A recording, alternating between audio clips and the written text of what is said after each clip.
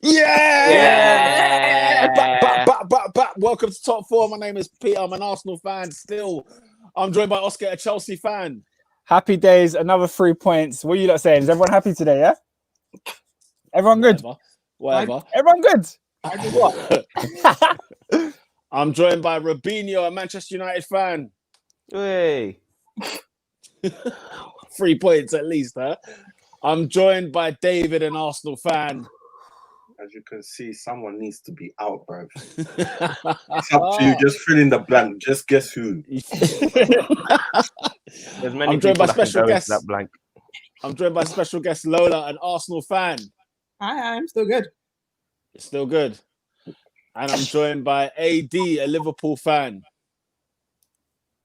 Hey, man's still here. It's still out here, yeah? Well, let's kick things off at the Etihad. Before we get warm, let's kick things off at the Etihad where Manchester City won, Liverpool won. Adrian, do you think Liverpool were there to take that game to Man City? Were you disappointed? I think on the balance of play, when you look at it, you say 1-1 away at the Etihad, fair result.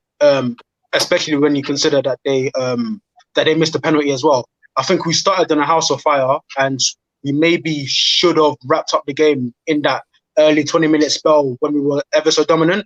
Obviously, City grew into the game, and then you leave there thinking to yourself, yeah, we could have won the game, but in the same vein, we also could have lost the game as well. So take a point, move on, because I think unlike previous seasons, this game wasn't a must-win. Like we go back to the 18-19 season where we literally lost the league by a point, must-win game.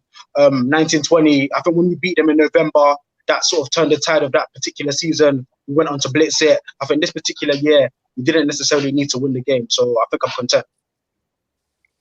What did you, man, think of the game? Well, anybody else? Disappointed, Kevin. Very disappointing. Kevin. KDB, huh? You're disappointed. I thought, the first half. Sorry to cut you. I thought the first half was incredible. Like it was literally end-to-end stuff, proper what you expect from two of the best teams in the league. But then I was a bit disappointed in the second half because I felt like both teams kind of settled for a draw by about 65, 70 minutes. So the neutrals. Yeah, everyone was tired, bro. Everyone was tired. I feel like Klopp and Pep did some side thing, or like, you know what? We're fine. Just end it like that. It's fine. There did seem a point where it was like draw. Yeah, all right, cool, draw. Do you know what I mean? Like we're in Serie A. I couldn't understand what was happening towards the end of that. But I did think Liverpool were the favourites going in. Like for me, I don't know, like City, you just can't trust. That's always been my thing for them this season is that, yeah, City could probably go and win 3-0 and it'll be like, bloody hell. But then again, Liverpool could win 3-0. And then as the game unfolded, when Salah, scores the penalty, I thought, oh, here we go. Like this could be 2 or 3 and a comfortable away win. But in the end, why did you think that they both settled what looked like settling for a draw in the end? Why would they do that? I think it's because of the nature of the season. I think this is a very topsy-turvy season. The two seasons that I mentioned earlier, City got 98 points, Liverpool got 99 points the following season. I don't think it's going to be that many to win the league this season. So I think both managers sort of said to yourself, you know what, this game it's not essential to win. Let's just focus on not getting beat.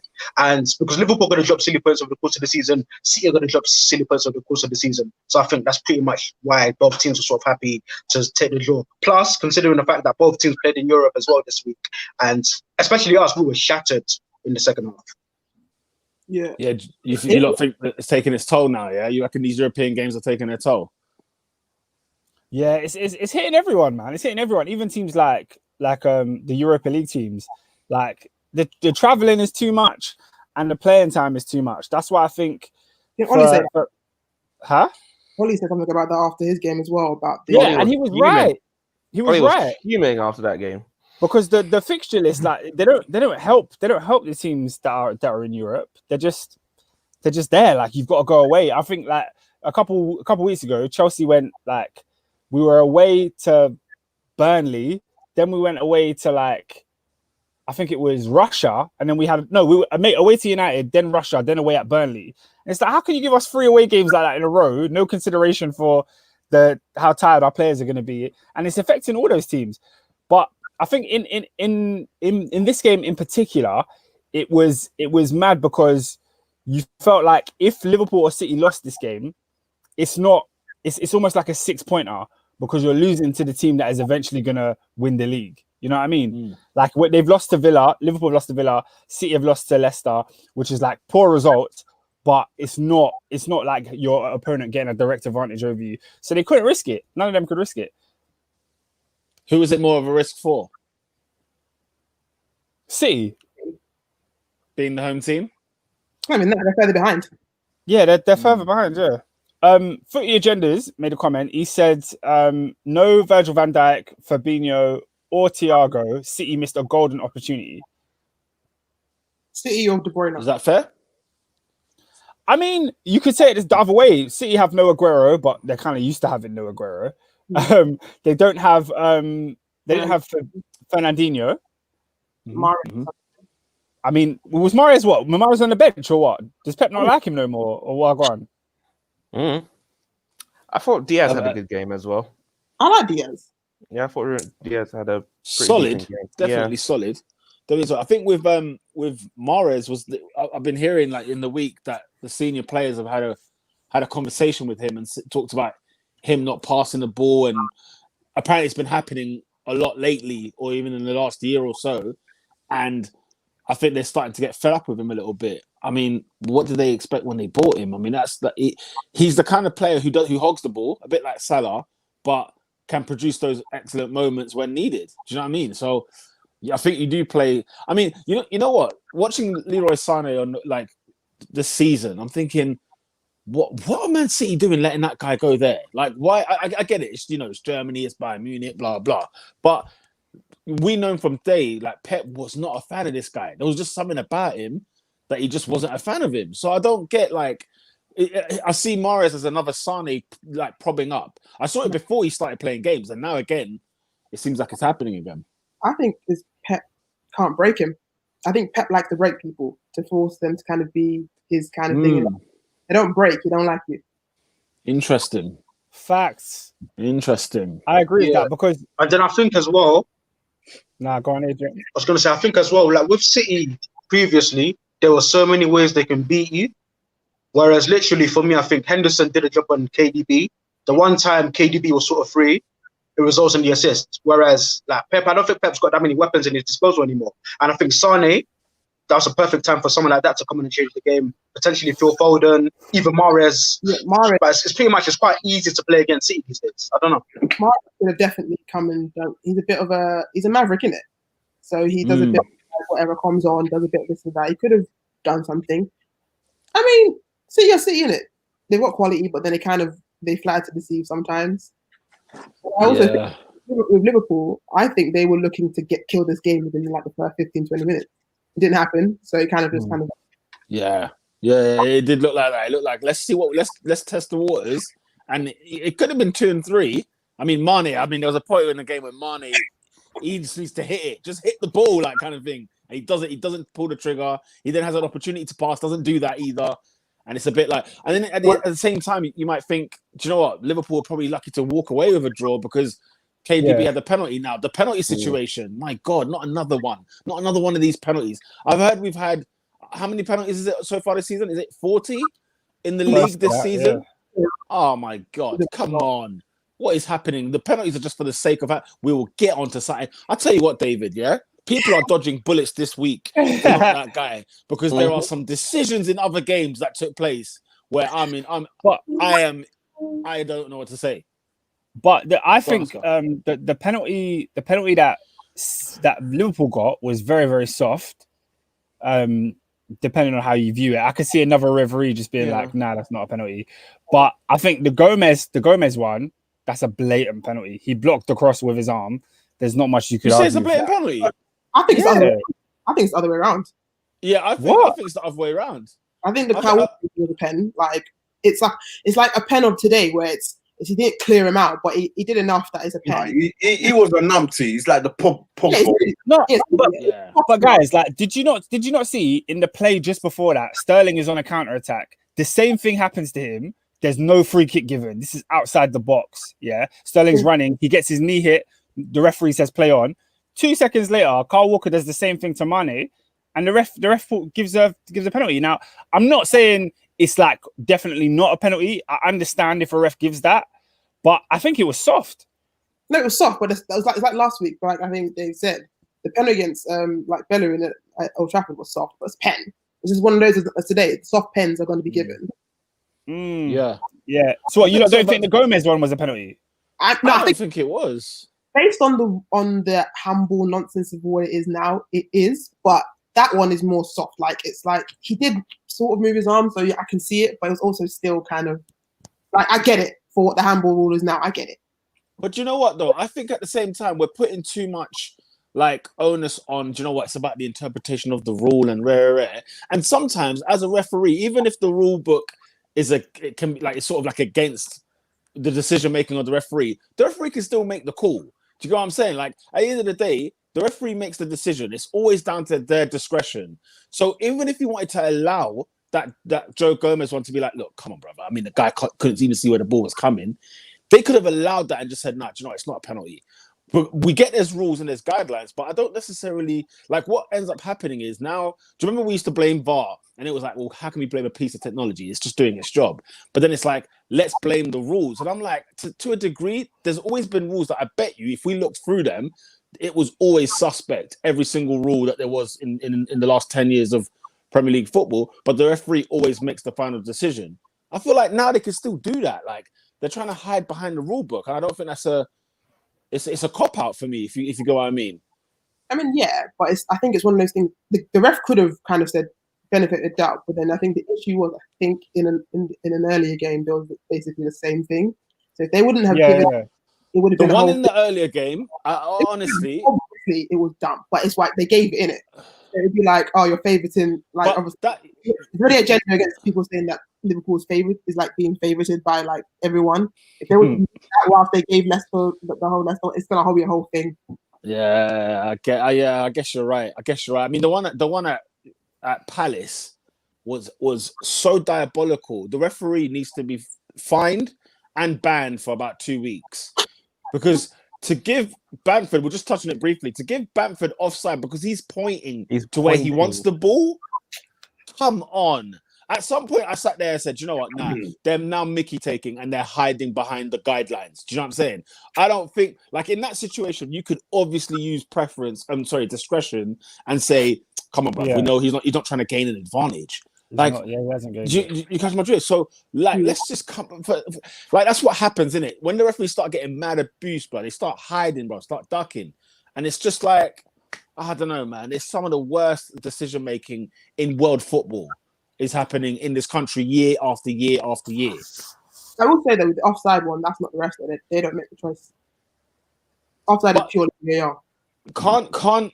If VAR says, look, boom, he's offside, they can't go. That's not what they check fouls and stuff. So they can't turn around. Yeah, they don't check it. I don't think it is. Oh yeah, they don't even check offside. You're right. The machine does it, innit? Yeah. But let me get to some of these comments because there's a few of them. Boss Like Endo said Liverpool and City are two fallen giants. Both teams have lost their fear factors. When I saw City yesterday, I was shocked at how poor they are.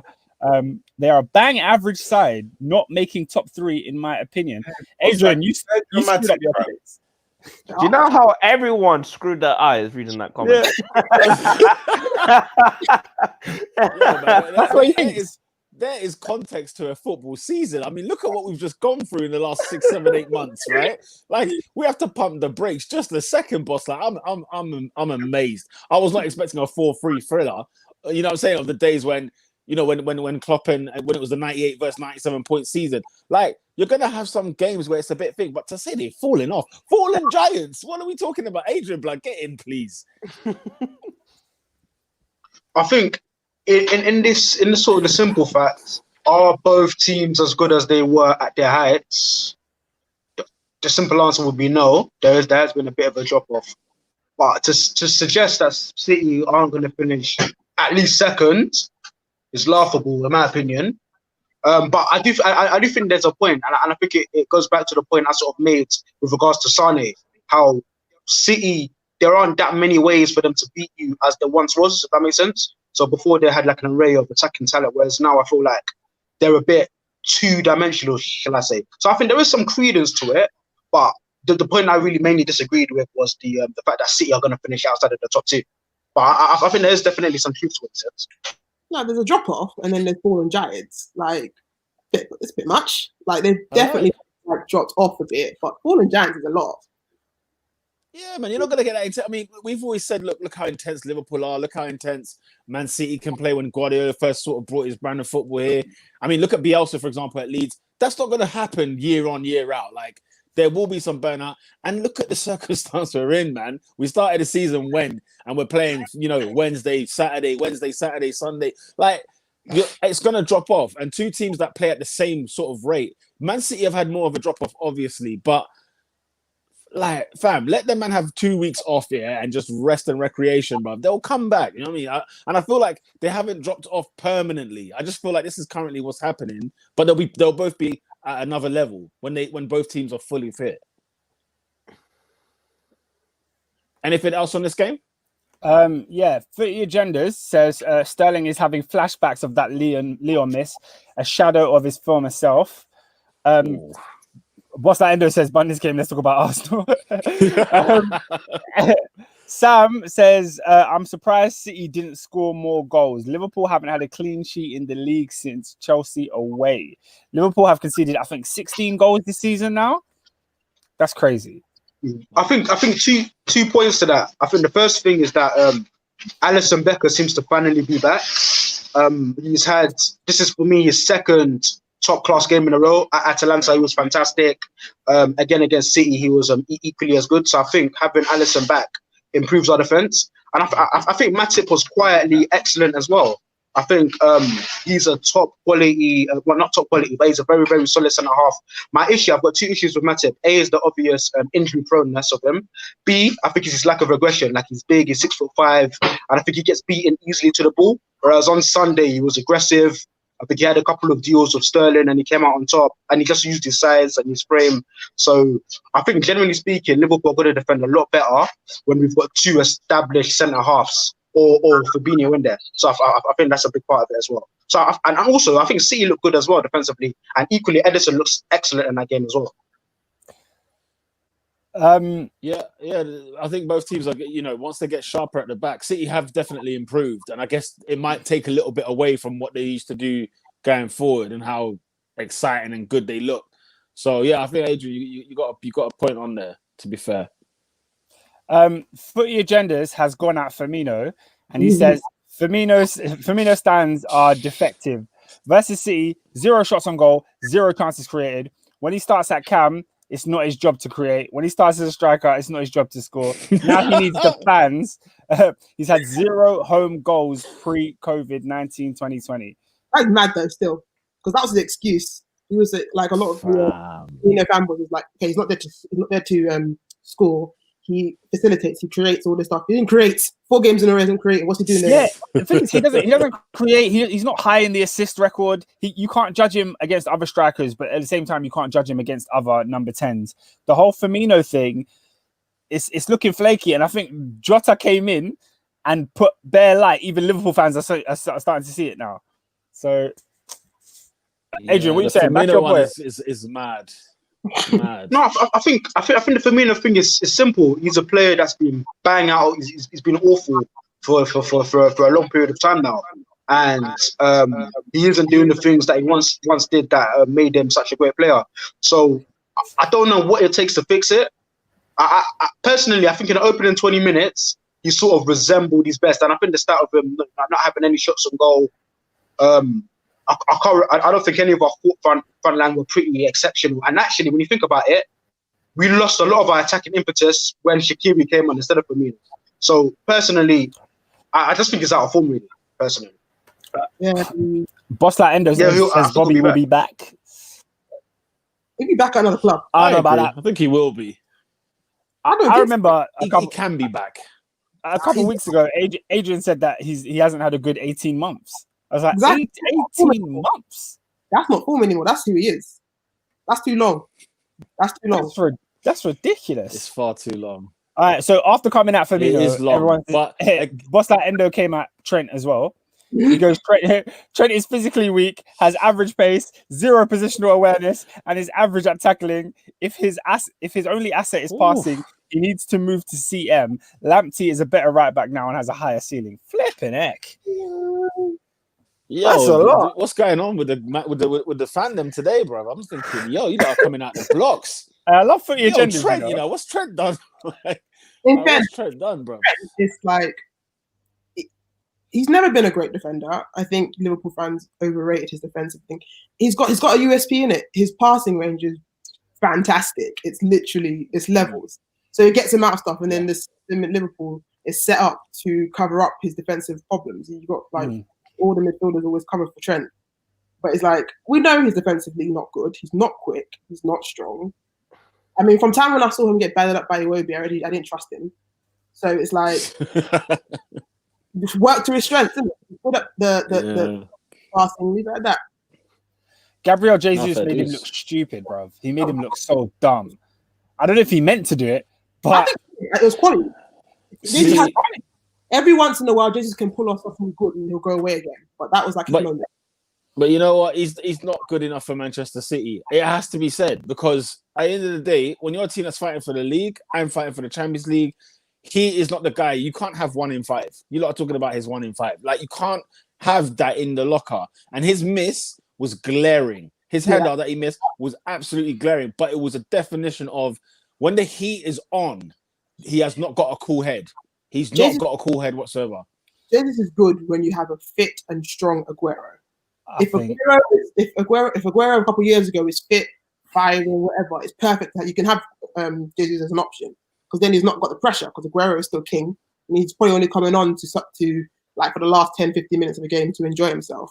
When he's the main man, I haven't seen him, like, for consistently anyway, pull it off like that. Lola, do you know what? Do you know who reminds me of? Do you know what, Lola? Do you know who reminds me of? Yeah, Arsenal related. Yeah, do you know who reminds me of? Carlos Vela. When the heating is off and you come on, you bring him off the bench, he scores the 4th goal, and it's a worldie. It's fantastic. The talent is there. Carlos Vela's done very well for himself now in America. Big up himself, right? But for me, like you said, you're saying that when the king is there, he can do well. For me, it's like if it's 2 or 3-0, then if he's on there, bruv, he will twine. He'll be in his element. And it's not so big. If I miss this one, it's not big. So 9 times out of 10, he actually scores. For me, he doesn't have the bottle. And you need to have some sort of minerals in your system in order to hack it here. I think I agree with you on the whole, but I think to dig him out in this game is a bit harsh. Like, the chance he had, the header, was not the easiest. I think he should have got it on target, but I don't think I'm expecting him to score from there. But he did his job. Like, he scored in this game. He spun Trent. He didn't really have a chance. He made the chance himself, and he scored a goal. And then, you know, the reason City didn't win the game is because, you know, KDB missed his penalty. So to dig out him on this day is a bit harsh. No, I think he's good, personally. I didn't want to dig it. Yeah, no, I didn't want to dig him out as such, but I'm just trying to look at it. When you look at the grand scale of things, you look at Man City's team, and I can't lie. When I go forward, the 1 weak link in that forward trail, I look at is him. Do you know what I'm saying? Because I feel like when you've had Aguero, unfortunately you've had Aguero, so that it's one of those comparisons, isn't it? But when you've had Aguero, you need somebody in that caliber. You can't, because he's not even the one below. I think he's the one below that. And that's just because, you know, he's a young player. I'm not saying that he's whack. He's a young player. He's still got time to grow. Yeah. But he's not tier 2. He's tier 3. If you had tier 2 in there, look. If Man City want to go buy a striker next week, right? They're going at the Harry Kanes, at the Lewandowski. They're going up that level. They're not going to find another Jesus. They won't go anywhere near it. And watch Ferran Torres. He might take his seat. You never know. I mean, you never know. I've got a couple more comments for Liverpool, and then we'll get on to the last City ones. Footy Agenda said, I love Trent. I just see he won't hit the mark at right back. He should make the move to CB, given his class passing. Look, this whole Trent at centre-back thing, I've never seen it. Centre-mid, sorry. I've never seen it, and I don't believe it. Neither do I, to be honest. I don't believe that. just because you can pass a ball, you've got a good passing range that you're adapt for centre mid. Centre mid, you have to be the most positionally aware on the pitch. You have to be able to sense danger and all of that stuff. That's something that Trent lacks at right back. At best, So, yeah. I don't know. Central mid is a shift. He's not particularly like mobile like that either, or strong. And I feel like I think for him would be right wing back if Liverpool did a 5. I don't think he's good. I don't think he's a good right wing back because they did that. I know it's England, but Yeah, they did it for England. he wasn't good at all. The issue with him at right wing back is that he's used to sort of driving from behind when you've got a winger in front of him. But when England play with a right wing back, they don't play with a natural winger. So he becomes the winger and he can't beat anyone. So he's not going to beat his man. It's just pointless. I can't believe there's a conversation about Trent all of a sudden now, though. This is what's weird. He's fine where he is. But it's not like a disrespect on him. It's just a matter of where's the best place to put him because he needs to be in the team. He's that good. He's that good. But it's just, He's not like 21, 22. Yeah, he's Must young, be. 20. Yeah, He's Must be. all kinds of kids. He's fine. Adrian's Yeah, devastated. He took off his camera. He can't hear Trent slander. He's not trying to hear it. B Arsenal Gooner said you had Aldridge, Fowler, Owen, Torres, Suarez. You fixed Bobby by signing someone who's worth wearing your number 9 shirt. Facts. That's just facts. That is facts. I think we all agree. Those strikers you're listing off here, and then you bring Bobby in that equation. It's so unbalanced. I don't know. What's Aldridge's record? What was he like? That's before my time. Aldridge before my time. Did he bang goals? Yeah, Score goals. Them man there don't even say anything. I remember Ian Rush. I know Ian Rush was a marksman. But do you know Udo was like an impact player. It was like a super sub. Is it? Fair What, enough. Solskjaer and them, man? Like David Fairclough and them, man. Do you know who's a leng man, bro? That does not get the heat, yeah? That does not get the respect, I don't think. Bro, Robbie Fowler was a leng man, fam. He was a bad boy. Oh, my days. When I was young, all I remember of Robbie Fowler is just that he just gets red cards all the time. That's all I remember The from him. guy's finishing was elite, fam. He Fowler was at Liverpool cold. was elite, Was bro. cold. Next level elite. What's it, Adrian, bro? Aldridge record at Liverpool, 50 goals in 83 games, blood. That's levels. That's level, fam. That's levels. That's levs. All right. The last comment on City was from Boss Like Endo. He said, City are dead. What do you man see in them? You man like them because they have silky players. They're average. Spurs and Chelsea will finish above them. Flip it out. Oh, my God. That's not impossible, to be honest. It's impossible. It's I think- impossible. I think half of that is impossible. It's impossible. It's 100%. 100% impossible. Okay. My God. Come on, guys. Let's take a minute. Spurs. Spurs. I mean, what are we doing? What are we doing? Spurs. Trying to be nice to the first one. Right? No, But- but like, yeah. City haven't exactly. I mean, obviously it's early in it. What, 8 games? We've got Yeah. 30 games to go. Yeah, so it could all change up. If they focus it solely on the games they've played, they haven't exactly been brilliant. Like none of them have.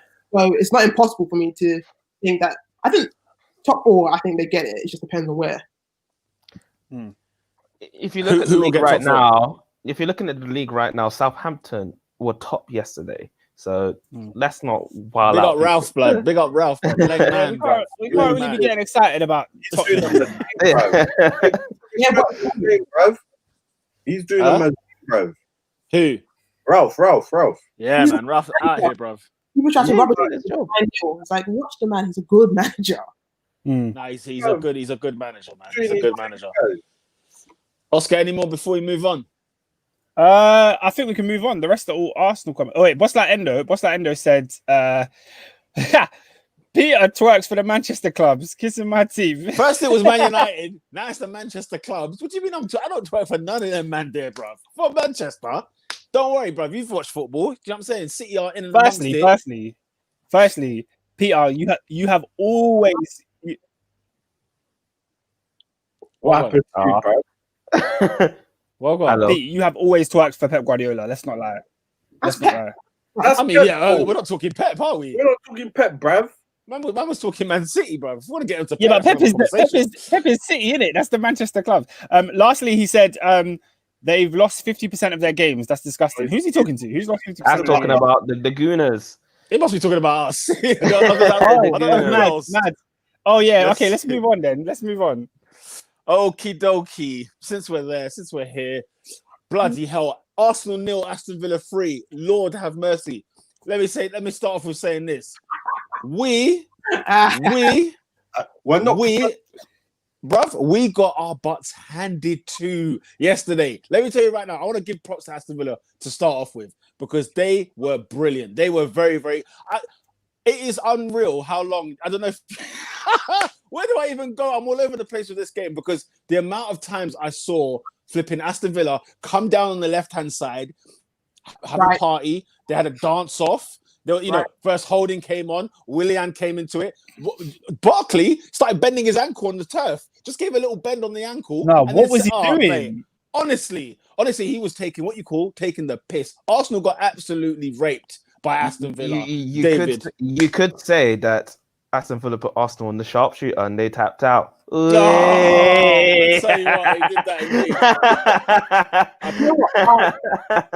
They agree with the Arsenal crap. I don't think Aston Villa was some kind of. They weren't brilliant. I think they were good. They were very good. I don't think they were brilliant. I think Arsenal were crap. But you see, it's easy to say that. You know what? It was crap Arsenal because it was. We agree. We agree it was. I'm basing it purely on the fact that Aston Villa tried to go down the side of Gabriel and it didn't work, and they figured out we've got Holding and Bellerin on one side. They just focused it on that side. That's not. Yeah, because we're garbage. It took 46 seconds for them to score. This is not new information. It was a lot of Arsenal fans trying to pretend that Arsenal were good. That's why they're a lot more hurt. I was already aware of how bad this team was. But anyway, Before we go on, do people owe David an apology? Because he was right, You were on me last week. I was Looks like no. I will tell you. From last. Do you know what? This is what they do, man. They gas you and then put another stupidity. Let's calm down. And the truth is, David was saying that. Do you know what? Even the wins we had this season, Lola. Let's be real for a second. This defeat was coming. I said this. But against a team, we're not. It's not Man City. It's not Liverpool. No, it's not. This is where you're falling short. This is what a lot of people are doing. Because they're hearing the club name and not looking at the team. People are assuming that Arsenal are good because they're Arsenal. Look at the years Arsenal have been playing. We have not had a good team in years. Aston Villa, sure. I said it from the start of the season. Aston Villa have had a better midfield than us and have a better attacking line in terms of how they play. We have the only thing we beat them on is defense. I don't care what anyone tells me. Mings is crap and so is the left back they have is rubbish. Target. No, Target. The other one. And it proves that we actually got in behind them multiple times, but we have crap people finishing.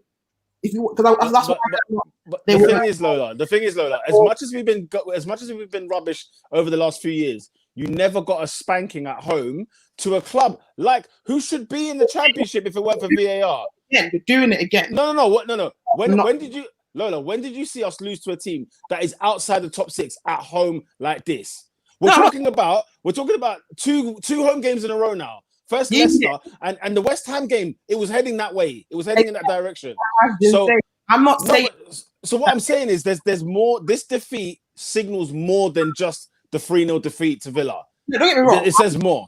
I'm not like protecting the team. I'm saying what a lot of people are doing is equating the club to the actual team. Aston Villa, especially this season, it's not the same Aston Villa of last season where they had bums all over the gap apart from Grealish. They have a better midfield than a lot of the teams in the Prem. Not just Arsenal, but a lot of the teams in the Prem. They only added one midfielder though. Huh? No, they added one midfielder. Well, yeah, but McGinn was barely playing last season. He was injured. McGinn's a very good midfielder. He was there for most of it. No, I rate Louise and them man there. Still. So is Louise, and so is Barkley. So when you add technical ability plus the fact that they are athletic, and then you add Grealish in the field, it's going to destroy most midfields in the Prem. Add that to the fact that their attack is actually like cohesive. You've got an actual number 9 who can hold up the ball and can move. But that fake nonsense people try to say that Lacazette's doing, saying he holds up the ball well. Man doesn't do anything but back his ass into other people. He's rubbish. He's been rubbish Listen, you give it 2 minutes in the start of any game, you know if Lacazette's on it or not. There's 2 minutes. There's 2 minutes. Lacazette he's good for about 5 to 10 minutes of a game. After that point, he's gassed out. Watch him. I dare you. Watch one game of Arsenal. Watch 15 minutes of that game. Lacazette is non-existent. He's now forever playing DM. You never see him up front again. The thing is, do you remember when I gave Arteta a yellow card?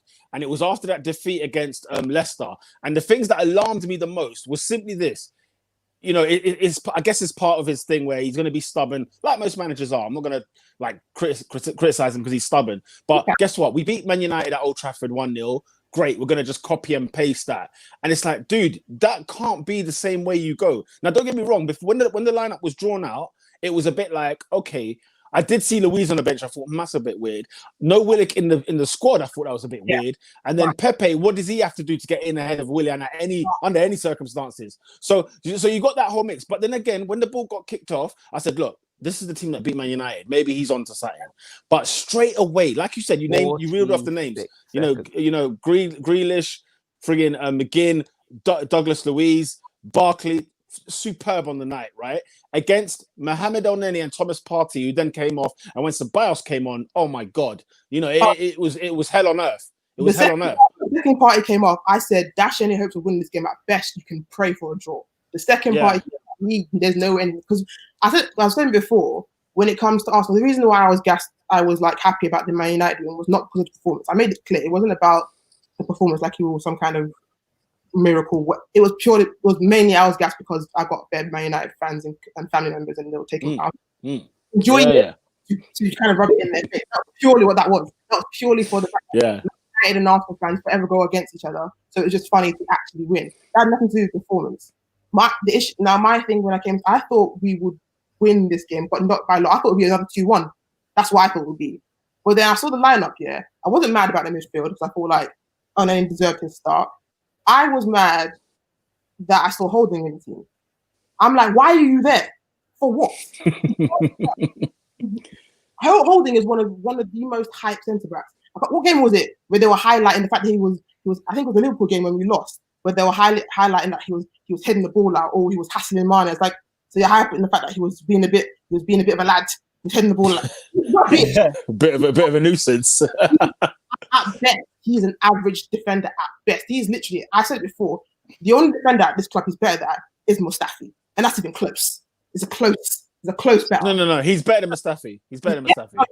Holding was just a pleasant surprise. That's what I said. He's the only defender he's better than is Mustafi. Mustafi's the worst. Yeah, but you're saying it's close. I'm not even going to say it's close. It can't be close. Because Mustafi he's better on the board than Holding. That's the only reason why it's close. Hey, is it not concerning though? Holding is it not concerning? Is it not concerning though? Like, bro, we never ever look like we're gonna score a goal. Look, we haven't scored a goal from open play since the last international break.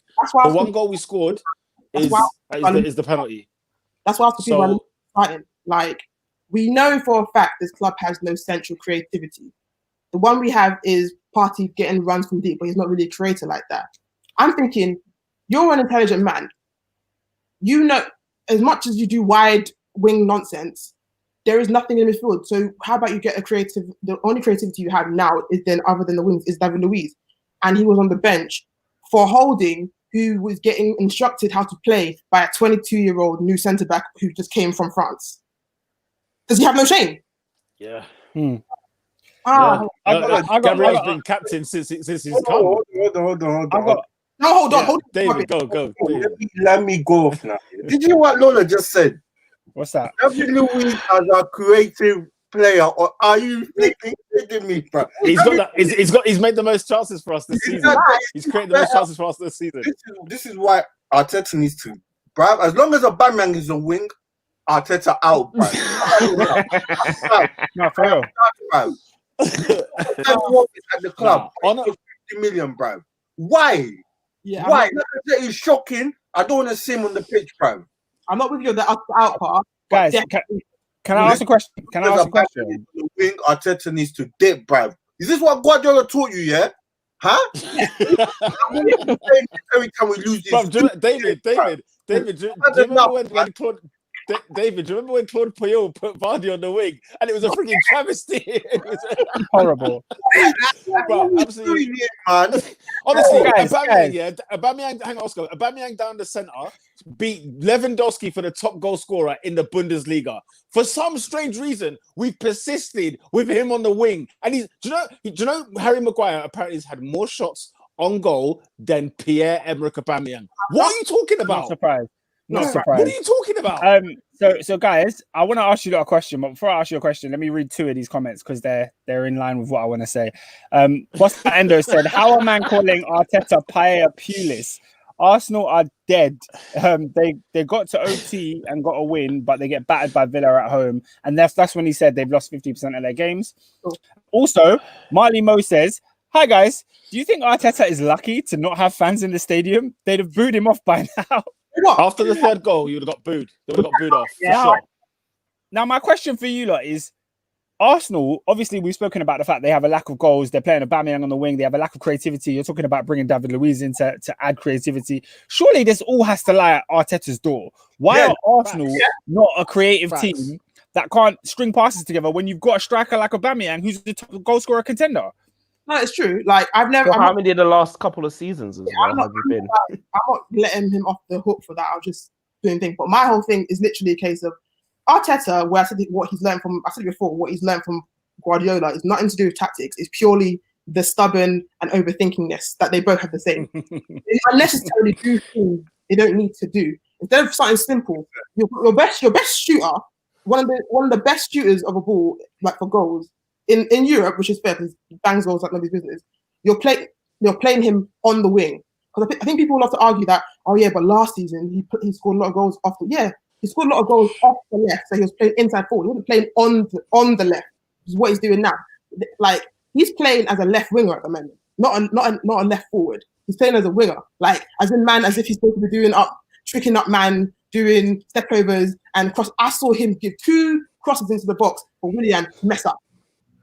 Like, I'm seeing Aubameyang is now doing provider for Willian and Lacazette. What? I have a question for you. Lola, I have a question, yeah. You said our team is not levels, yeah? No. Why would you then add another person who's not levels, bro? He's a dead guy. Why would you This is what is annoying me. Facts. Yeah. I don't know. Do you play Football Manager? I don't play. It's not my thing. All these men know with this, it's a regular joke on the pod. Fam, Football Manager regulars know you go into the season minimum 2 4-star players in each position, bruv. You don't want to go 3-star or an upcoming youth player, yeah? We keep consistently adding 2 stars. 2 Mustafi, Squillaci, who's the other one, bruv? Some dead. Socrates dead, but why are we doing that? Some of the people you named, I'm basing it purely on Arteta. Some of them obviously aren't him, but yes, the Willian one was stupidity. I said it when I think when we were linked with him early in the season. I was like, I'm legally blind. I refuse to believe it. I was like, this club isn't done enough to do this. And Oscar knows himself that then they did it.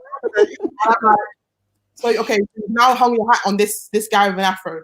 I laughed because I was like, when some of these Arsenal fans were trying to delude themselves into thinking it was going to be a good, I said, wait. Certain Arsenal fans said he's better than Hakim Ziyech. Just saying. Who said that? Flipping hell. Who said that? Who said that? Robbie from Arsenal Fan TV said that. You need to look at that the biggest Arsenal fan channel in the world. Remember what I said, yeah? Remember what I said? We've been hanging around Chelsea's bins. Remember, it's Chelsea's trash garbage bins from Czech, David Luiz, and now Willian. We gave them Ashley Cole and Gallas if you want to go there. Fabregas. And Gallas. Gallas, garbage club, bro. What is wrong with us, man? Mikel Silvestre went to Man United's bins, got Mikel Silvestre for good measure. Danny Welbeck. Holy smokes. Danny Welbeck. I love her. But anyway, what I'll say, I think last time I was here, I said that Lacazette maybe starts for like 4 or 5 of the teams in the Prem. I've now changed it to 0. It starts for no one. Can we talk about Lacazette? Starting for even Sheffield United, even though they've got McGoldrick. before we get onto Lacazette, can you lot answer this comment here? Hey, He's big up. I'm fine with B16 Big MVX up. says he wants to see Reece Nelson. Is he better? Is he going to do more for you than Pepe and Willian? yes, he will, because technically, yes, Pepe is technically a better technical player. But if you watch any of the games they both played together, Nelson has been the better one. But because Pepe happened to get the goal or the assist, he will master. Like, I think, what game was it? Dundalk won, and they won against Mold, which should tell you everything, by the way. He scored against Dundalk, that nice goal, which was good. But again, it was Dundalk. And then he scored and assisted against Mold. He was dead in both of those games. He happened to get on the thing. He was rubbish. Nelson was better than him because Nelson can actually hold on to the ball. He actually makes runs. He actually retains and passes the ball. Pepe does this thing where he looks like he's having a seizure whenever he gets to like a higher part of the pitch. And then what he does, when he's one-on-one with a defender, and instead of actually trying to go like past a defender or beat the defender with skill, he waits for another defender to come and add to the situation to now try and doppel them both. What sense is that? You're 25 and you're thinking, you know what? I've got one defender in front of me. You know what will make it better? Let me wait for another one to come and that's to make it more difficult. That's what he does. Yeah. And he wants Is Nelson number 10? Nelson's He's a winger. No, he's a winger. right winger. But The one thing I would say But, about Nelson, I've never seen Nelson have a good game for Arsenal. I have. Leicester, his last game. He's never been Yeah, I was brilliant. gonna say Leicester. I haven't seen him since.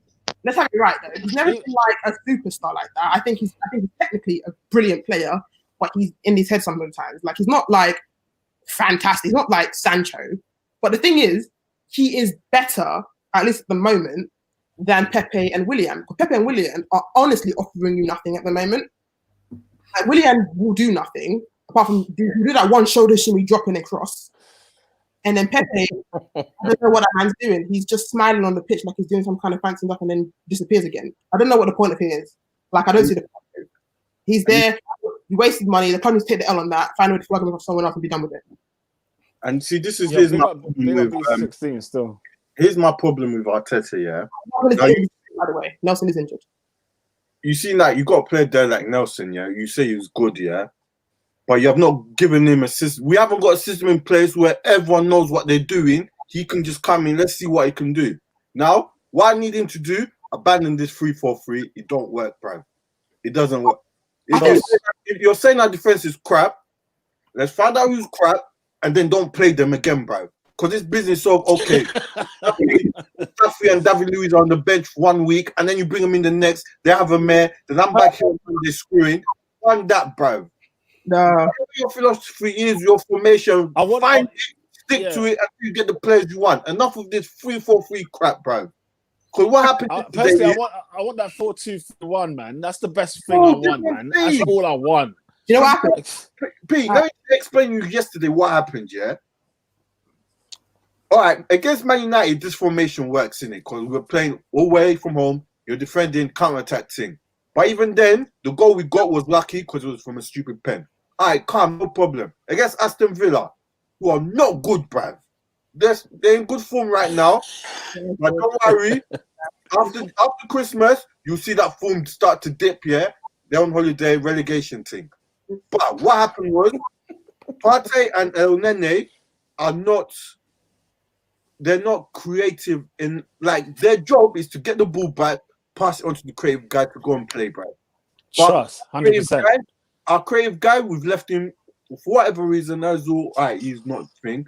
Willian is dead, so they're looking who we passing this ball to. Aubameyang's on the wall. No, there's no movement whatsoever, bro.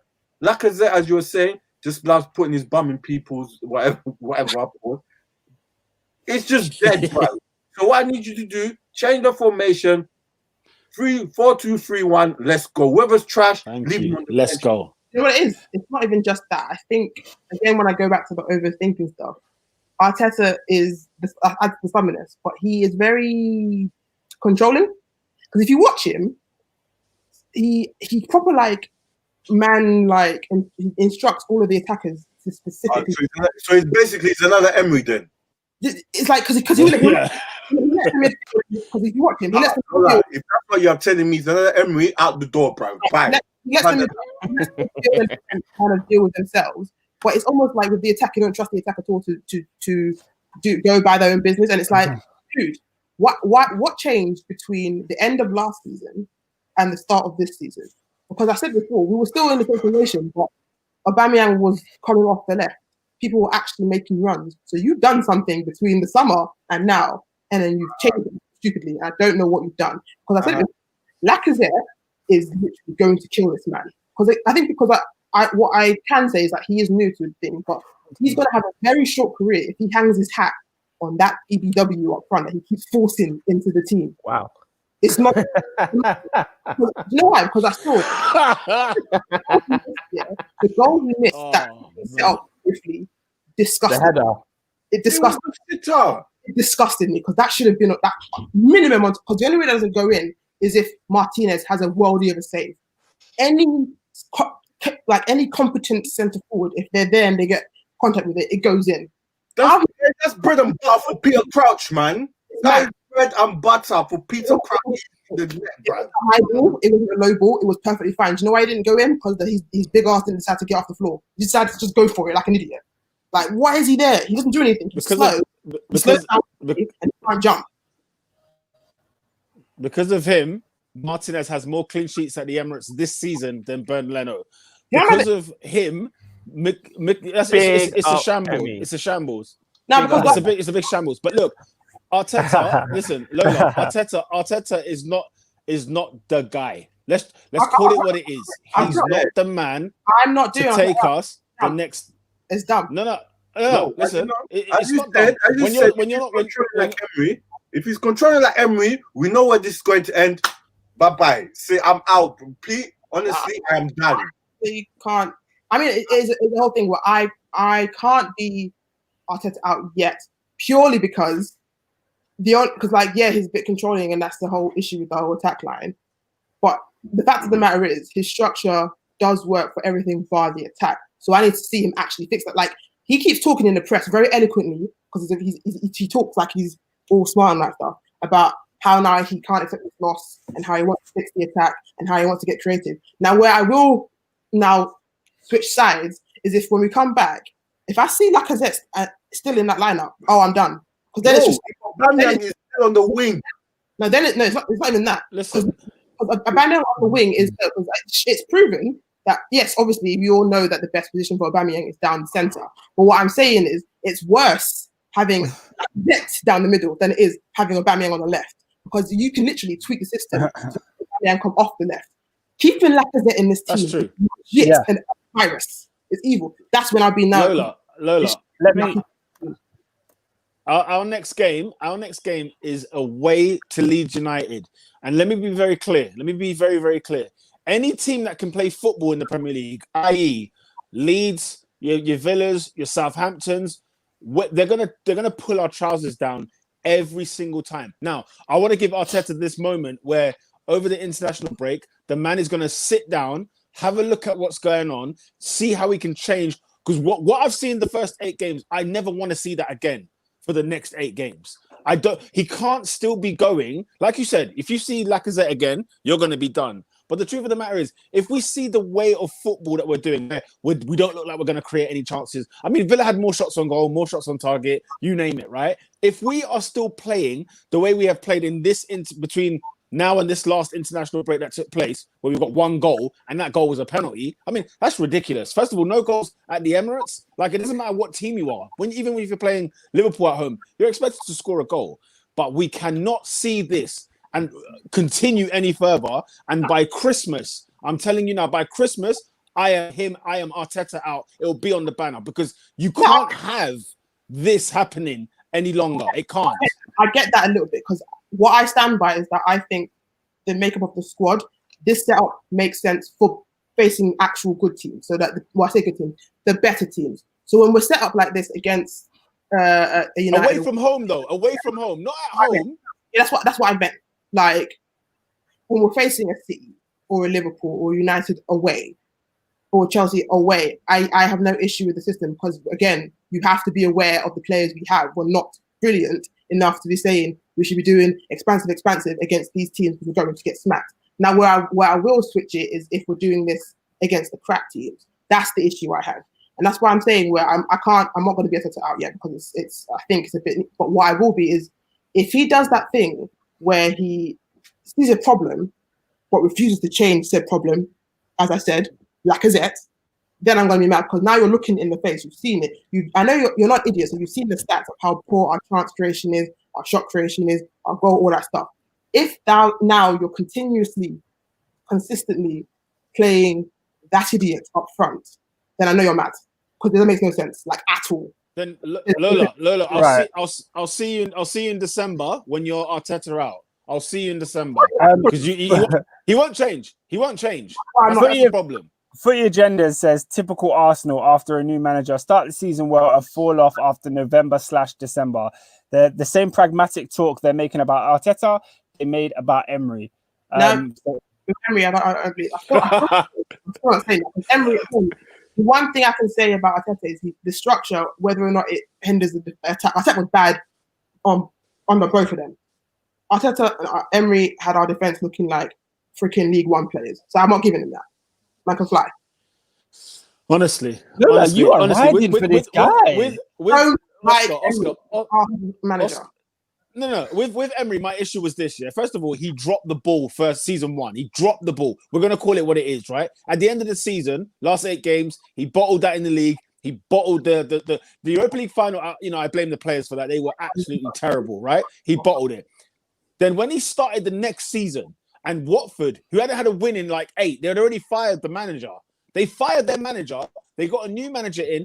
32 shots on goal they had against Arsenal, and we drew 2-2 to Watford. It was a car crash, and Frankfurt was the ultimate, like, you know, the end of the Eminem video, that Dido video when Stan drives off and he crashes. That was what Frankfurt at home was.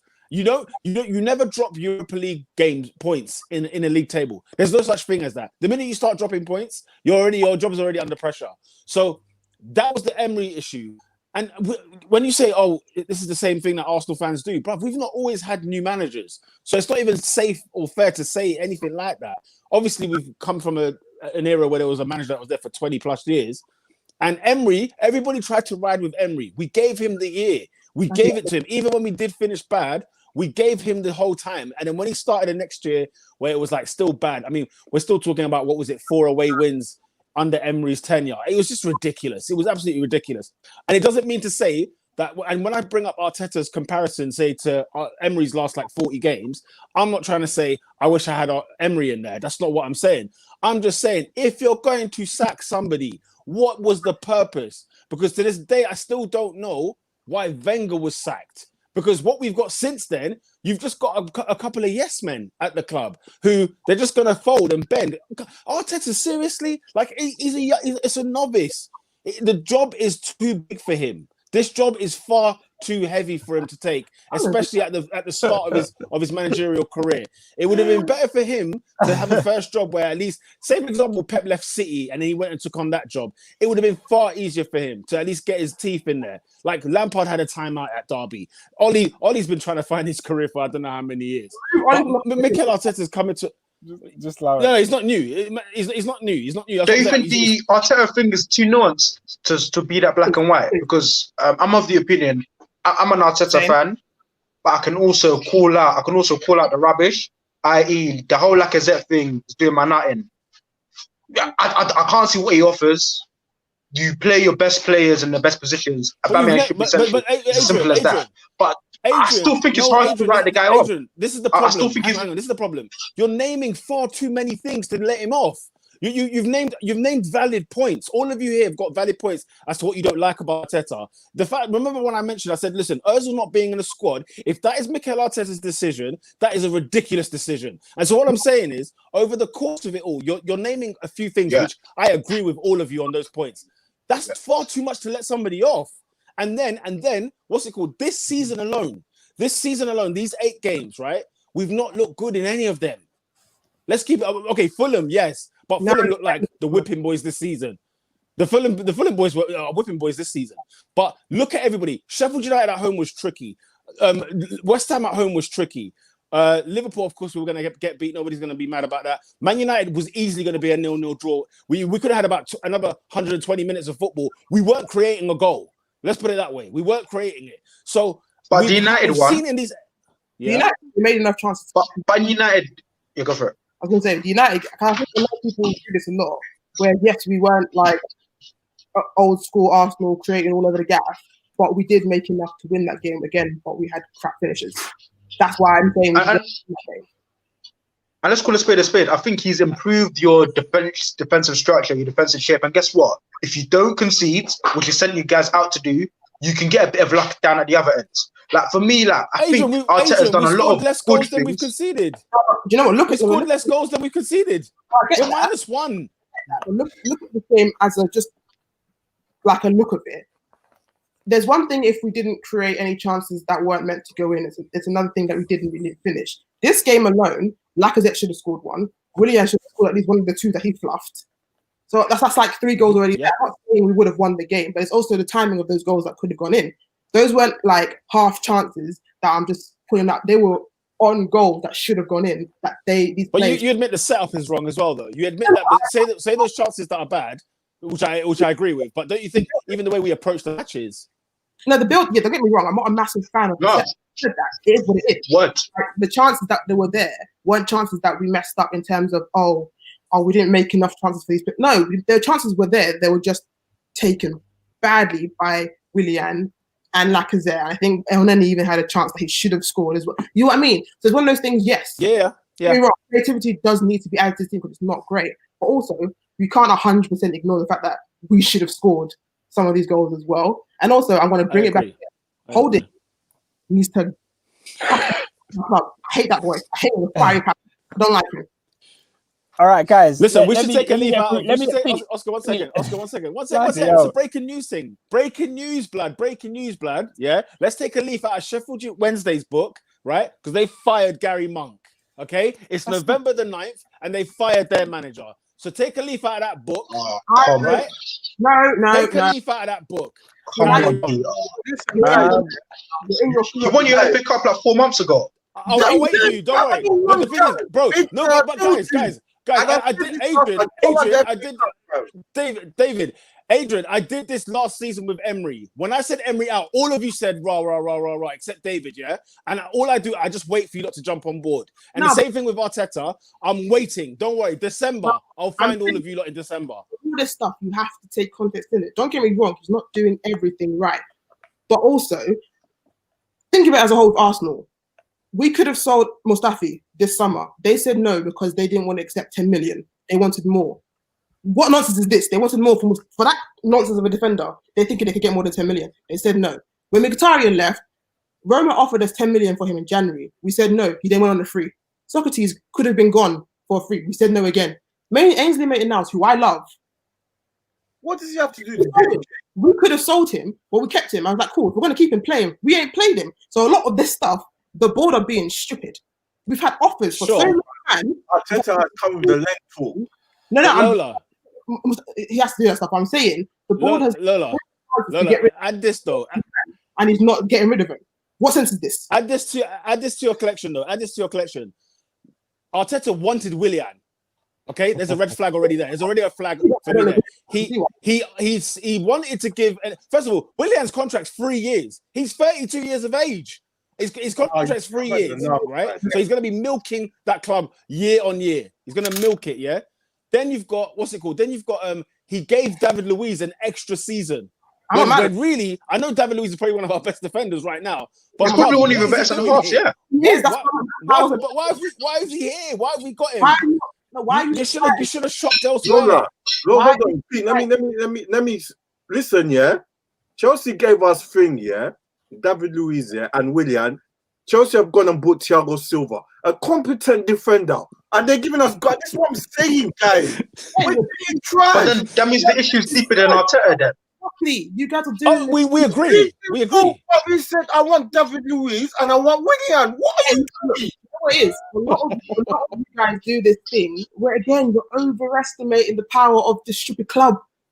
You think this is his own mouth. This is Arteta's mouth that he wants Willian and David Luiz. Look, whether or not I agree with Willian one, the David Luiz one I understood because again, whether you want to admit it or not, whether you like it or not, he was our best centre back. Whether you like it or not, he is. costing us red cards But last. yeah. Remember what he did last season. my You're gosh. forgetting what he did last season, and he asked for a new deal. He asked for a new deal. Peter, I didn't say he didn't. Come on. Listen to what I said. I didn't say he's the best. Like I'm saying, Yeah. That's we had, whether you like it or not, he is the best one. So I wasn't surprised when That doesn't mean you keep him. It doesn't mean you keep him. Do you know why I said? I'm not shocked? Because this club, whether you want to admit, believe it or not, we are not good with finances, and we have no finances. So expecting that we were going to be able to compete with one thing with Thiago Silva was never going to happen. It was never going to happen. We were never going to buy a bag of man. So you got to realize what was going to happen. This club was stupid enough to keep the ones we should have sold. They didn't. We were never going to buy a bunch of them to replace them. So I'm saying David Luiz for another year didn't bother me because he was one of the better centre backs. Because I'm not having another season where our best or our centre backs. Well, wasn't Thiago Silva free? Yeah, but again, you have to answer. If Thiago Silva going to come here, Fat salary. answer. He's not. Come to He's Arsenal. not going to Arsenal. So that was not an option. Let me get through some of these comments because there was comments made a long time ago, but I've let you guys go. So Boss Like Endo said, to be fair, David called it last week. That's why he wasn't gassed, which is fair. Footy Agendas says Laka Threat should be obligated to give 50% of all his earnings to his bar. This fraud lives off trims for ages now. Oh my gosh.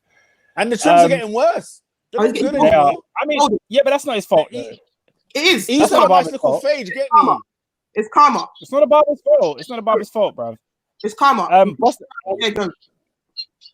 Like Endo said, if United win their game in hand, they go above Arsenal. That is mad considering their start to the season. B Arsenal Gooner said, Jesus Christ, Peter, do not waste your breath talking about Alex Laka crap. Oh my gosh. The way we play don't fit him anymore. He has lost his composure in front of goal. Boss Like Endo said Chelsea's defense has scored more goals than Arsenal's whole team. That is nuts. What's going on? Sam Ogan has said in Nelson's first 7 Bundesliga games, he scored 6 goals and got 1 assist. He was going head to head with Sancho's assist at that point. He needs a good run of games to show his quality. What I will say in response to that is the league is not 7 games. So what did he do for the rest of the season? Yeah, don't get me wrong. And also, I think it's key. Yeah, I was going to say, he's not Sancho He level. needs a run. Go for it. He needs a run. He needs the run of games. He's not Sancho level, but he does need the run of games to actually show how Yeah. I mean, he's not Sancho level. I don't even expect him to be Sancho level, but is he Arsenal level? I feel like you guys complain about Willian, you complain about Pepe. If you put Reece Nelson in for 5 games, you'll be complaining about him eventually. I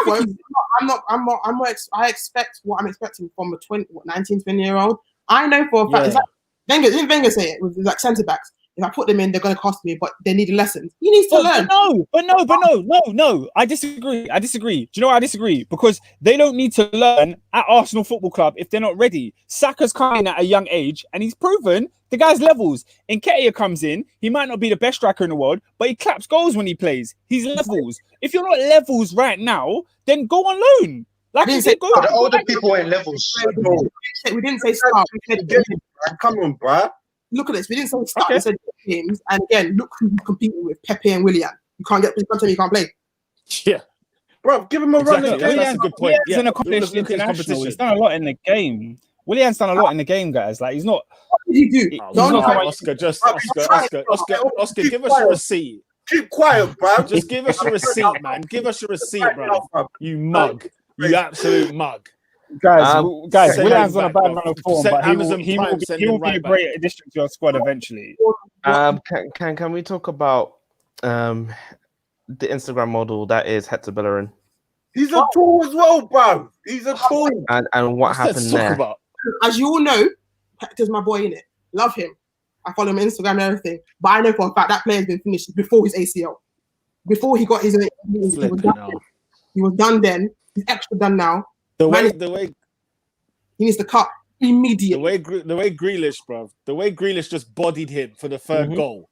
I was unbelievable. Are you sure? Unbelievable. Why? This one makes me laugh. A lot of the Arsenal fans who love Bellerin love to look at the fact that, oh yeah, but he's got the assist. He's like, yeah, because the team is set up for the wings to cross into the box.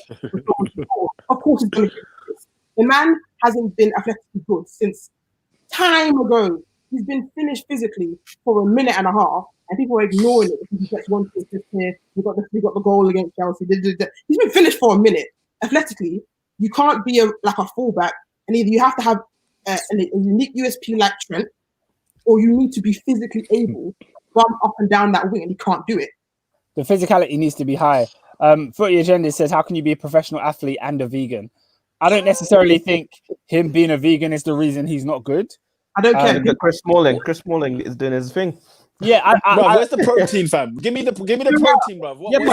Is he on 10 grams a week? Is he on 10 grams a day? That's not why he's not good. That's why he got barged by Grealish, bruv. The man that eats the real beef, blood. You know what I'm saying? That real in the chicken breast, blood. You know what I'm saying? That was chicken breast versus friggin' tofu, fam. Yeah? There you go, bro. Oh my God.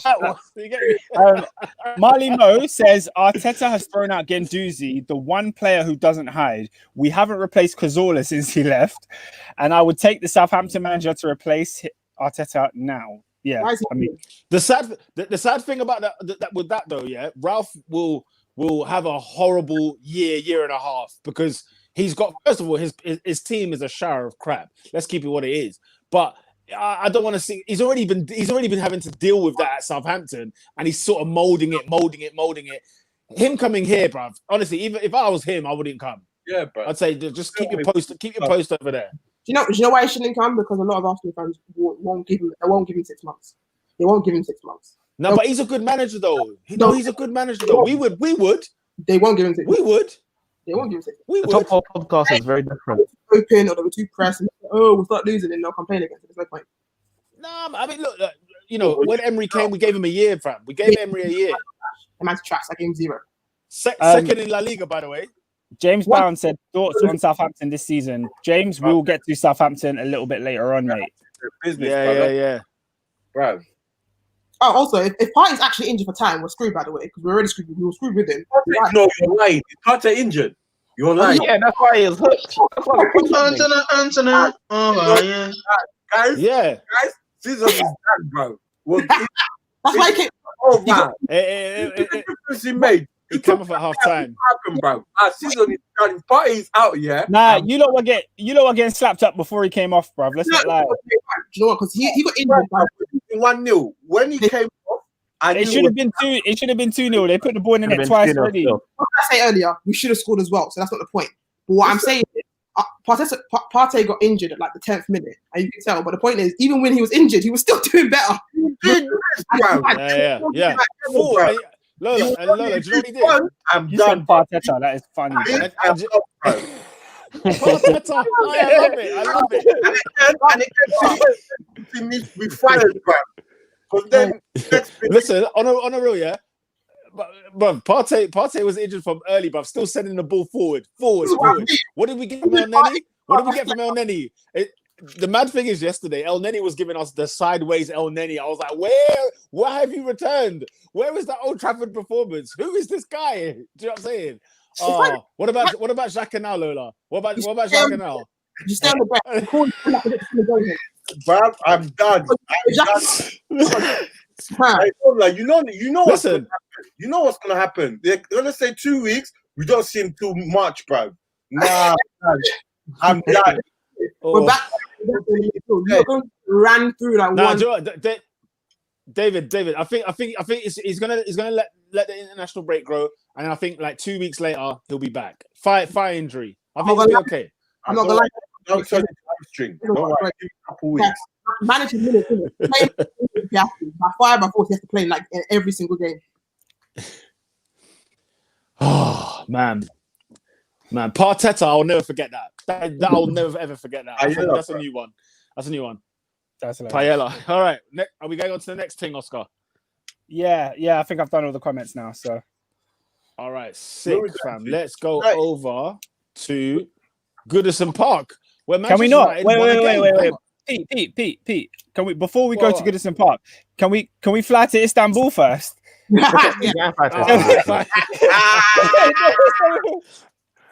Okay, Robin, what the heck was that in Başakşehir? 35-year-old Demba Ba, yeah? He's got half a goal, he's got half the pitch, and nobody can still catch him. Henderson in goal is like, no, surely he's not come this far. Wait, oh my God, where are you? Why is all your team, what is it, 30 minutes gone? In their box. All of Right, them in so- their box. I saw Luke Shaw. I have a lot to say this week. Bring. Do you know when it's got to that point where the fury has left me because I was. I needed a live pod, straight an emergency pod on Thursday night. If we did a pod on Wednesday Wednesday night, oh, you would have seen things.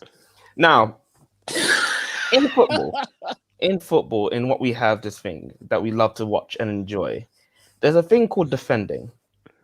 It's an art. It's not even an art. There's defending, and then there's basics of what you want defenders to do. Now, you are taught in what? When you're not even at the under 23 level, let's go back to primary school.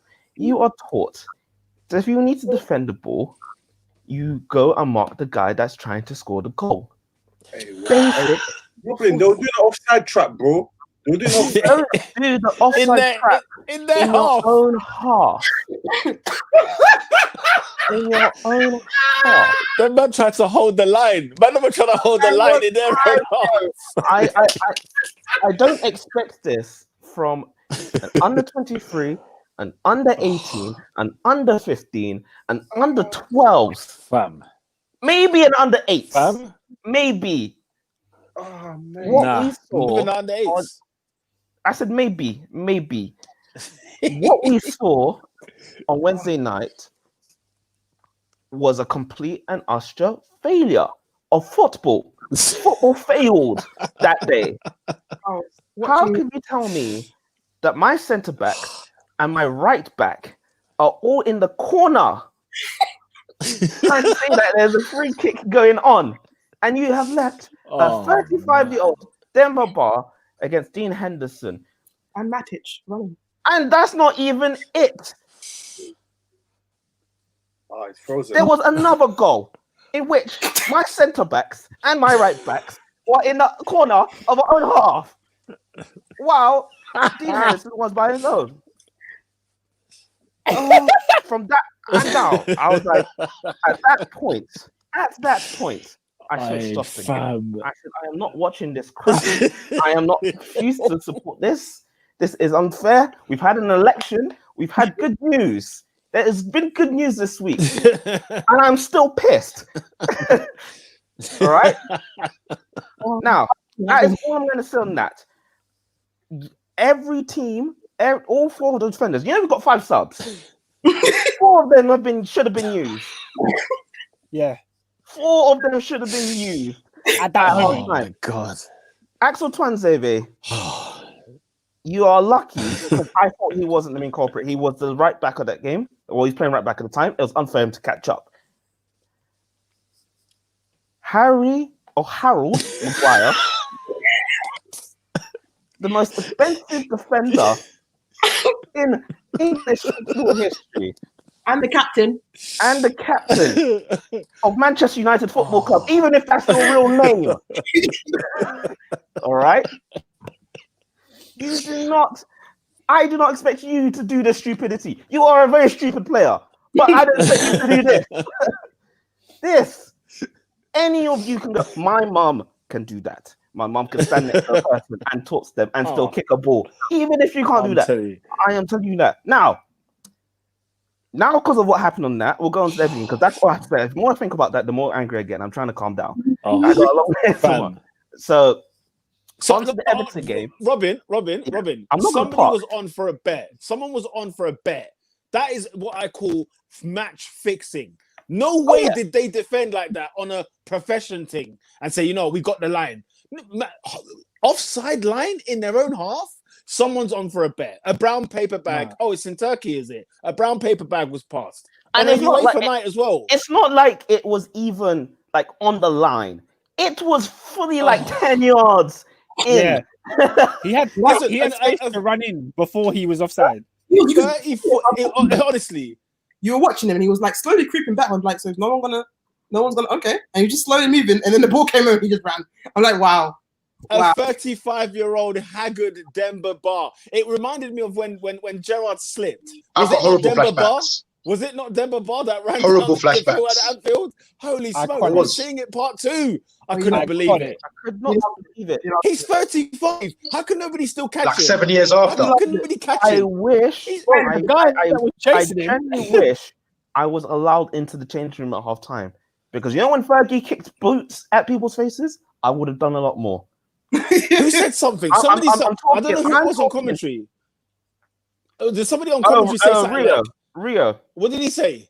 He said, "I hope that balls are being kicked in people's faces." Yeah, damn okay, right. yeah. He said, yeah.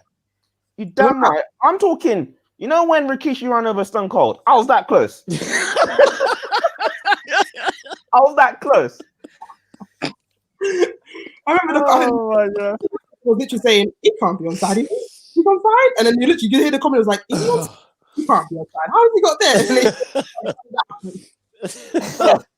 I gave up for the What's rest he of the doing week. over there? I gave him a week, and I went on. So I was like, "Oh, we got Everton, cool. Everton 2-0." I had the game on the background, as you do. It's a Saturday. Man. Saturday, 12:30 kickoff. 1-0 Everton. You know that Will Smith when he just looks up and looks back down? I was like, cool. Move on. And then Bruno Fernandes. That start was hilarious. Bruno Fernandes does his thing. And I'm going to say this now, and I don't care what any United fan says. At this current time, Bruno Fernandes is the best player in Manchester United. At this current time. He has had 31 goals and assists in 33 games. I'd say he's more like you're the best impactful. So I don't think he's a good player. He's a fan. I don't get what anyone says. He's a great player. You can't have 31 goals and 33 assists in the game in a team like this. That's why I say he's impact, because he's used to being the hero. This is his thing. That's the whole point. Lola, Even in Euro Sporting. Those are some numbers. Those are dirty numbers. Don't get me wrong. It's weird. Like, he's allowed to do what the hell. I'm just saying. When I say player, I think actual security, an actual player. He's not, because again, like they showed it in the few games before this one, why he was getting stick was because with Bruno Fernandes, he's like to a different. He takes some risks. Yeah, but everything is a risk. It's a madness. But what I'm saying with him is like, with him, it's he has to by fire by force. He must assist or score the game. That's what I'm saying. Don't get me wrong. Most impactful player, like I can see why, but like people who get annoyed by it, it makes sense why he starts, because realistically, he's the only one like forcing stuff. But when I say he's not the best player, I mean I don't believe it's. I know it's weird saying it, like, because obviously he's involved in it, but I don't know how this is the sustainability of it, because I don't. The way he plays is actually mad. The level he's wild. He's wild. The level and very annoying. But it works, so you can't hate it. It works. And for the fact that he's not even done it, he's done it at Sporting for years. He's come here and he's still doing the same thing and getting numbers. Can't lie, my favorite player currently, I'm not saying that all the time. If you look on paper, there's contenders, obviously Pogba and other people. But right now, he's the only one that's impacting the team for United. And he had a great game. Yeah, you can't. It's very, very hard to argue. Yeah. So, and he had a great game. I thought, when I thought Rashford scored a header, I thought, he's going to do a Kane thing and try and claim it. But it's like, nah, Mr. MBE, he's a good man. He feeds the kids, so I'll leave him alone. Yeah, but one thing I will say, another one of those ones where, don't get me wrong, he got the winner. He got the assist for the last goal to make it through. My whole thing is, he had a decent game because he was horrendous in the second half, and no one could convince me otherwise. He was poor, and it was still in the commentary. They were saying it in the commentary before they gave him the man of the match. It's like they don't want to, but they kind of have. It's like it is, but they're saying it. There was no one in it. There was really no one. It was Matt, but it was him or no one else. So, yeah. So there's a shout out for Fred, but I'll get onto that. So Everton, I was very disappointed in Everton because it's not that Everton have been expecting the same time. And then I'm very happy that Cavani got his goal in the end. He's now off the scoreboard. He made me laugh yesterday when he just had a picture of eating a bacon butty in the middle of the peaks of England. Like, what are you doing there? but my man needs to cut the calories. What's he doing? Shout out to him. He's imagine trying to adapt. He's a machine. This guy's trying to Do you know what I think what's happened with Cavani? He's gone to Manchester. He's hit the local summer shop, and this is the first time he's had a bacon butty, and you thought this is the best thing in the world. honestly, bro. I saw that picture, and I'm sitting there thinking, brother, I know your metabolism's on fleek here, but fam, come on, like there's a lot of games to get through this season. But fair play to him, man. I was happy for him. I hate that he plays for Man United, but I was happy for him. So again, I'm going to repeat the last thing that happened. The only thing different is the things swapped. We are officially consistently inconsistent. That is Manchester United. 1 minute, there we go. We're doing things that we should be doing. The next minute, we are causing an absolute calamity. And that's why I always say my team is funny, because somehow, we do something that is a madness. Now, I'm going to get on to Ollie. Wednesday, I'll let you off. The reason why I'm letting him off, because there's absolutely no way in hell any manager will allow that defense to happen. I don't care who the manager is. But Robin. No. Let me finish. Let me finish before you give me comments. Let me finish. None of us here would ever allow that defense. None of us here. I don't care who the manager is. If you're the manager, Oscar's manager, if Ernest's the manager, if Peter's the manager, if you saw that live, what would you do? I'll just hook everyone off straight away. Under 23s. Under 23s. Whoever's responsible. Under 23s. Absolutely straight away. No way I'm letting that happen. Now, he's still doing the same stupidness in terms of substitutions, and I'm sick and tired of seeing subs being wasted at the 70th, 80th minute. He needs to stop doing that. All right. Oh. Right. Why is he crying like a chick? Matt had to come off for a while. Huh? Who was crying? Oh no. What's it? Who's post-match? Post-match because I 100% agree with him. I 100% agree on the post-match. He's right though. But yeah, he's right. You're freaking kidding me. He was right. He was right. He was very much right. No, he's not right. How is he right? What? So you're saying you want to fly from Istanbul, right? You know where Istanbul is. You know you're like on the border of Asia. So what? So wait. You're on the border of he's Asia, play Sunday. Listen, hang on. No, hang on. Tottenham, the argument was Leicester all play Sunday. No, the argument was morning. He said the afternoon one. They could have played it later. The argument was, listen, I have played on Wednesday night in Turkey. Turkey is not a joke. To fly back Thursday, Friday, and give me Saturday 12:30. His argument was afternoon, Sunday morning. Fair enough. Oh, he's gone. But yeah, to give a person from Wednesday night in Turkey to fly over and then do 12 in the morning, that is stupid. And I agree with him, Pep, and what Klopp said. It's very right what he said. What made me happy is that the guy actually doesn't smile for once. Like he's not smiling. He has no right to smile. The thing I wanted to say, Robin, was last week we spoke about that Champions League group, and you said that if United win both of their games against Istanbul, Başakşehir, you guys would go through. Yeah. Now that you've lost and PSG also lost, are you worried about not making it through this group? Because if you play RB Leipzig and PSG, you're not guaranteed wins in those games. Well, now we have to make this up because we've made it. This is another United classic. This is another United classic, and we love to make things hard for ourselves. Everyone knew it's very simple. 2 wins against Istanbul, rest the team because the Premier League is long and it's hard. We're through. I don't care who comes first or second in the Champions League, or personally right now in the Champions League. If you cannot beat Bayern, you're not winning the Champions League.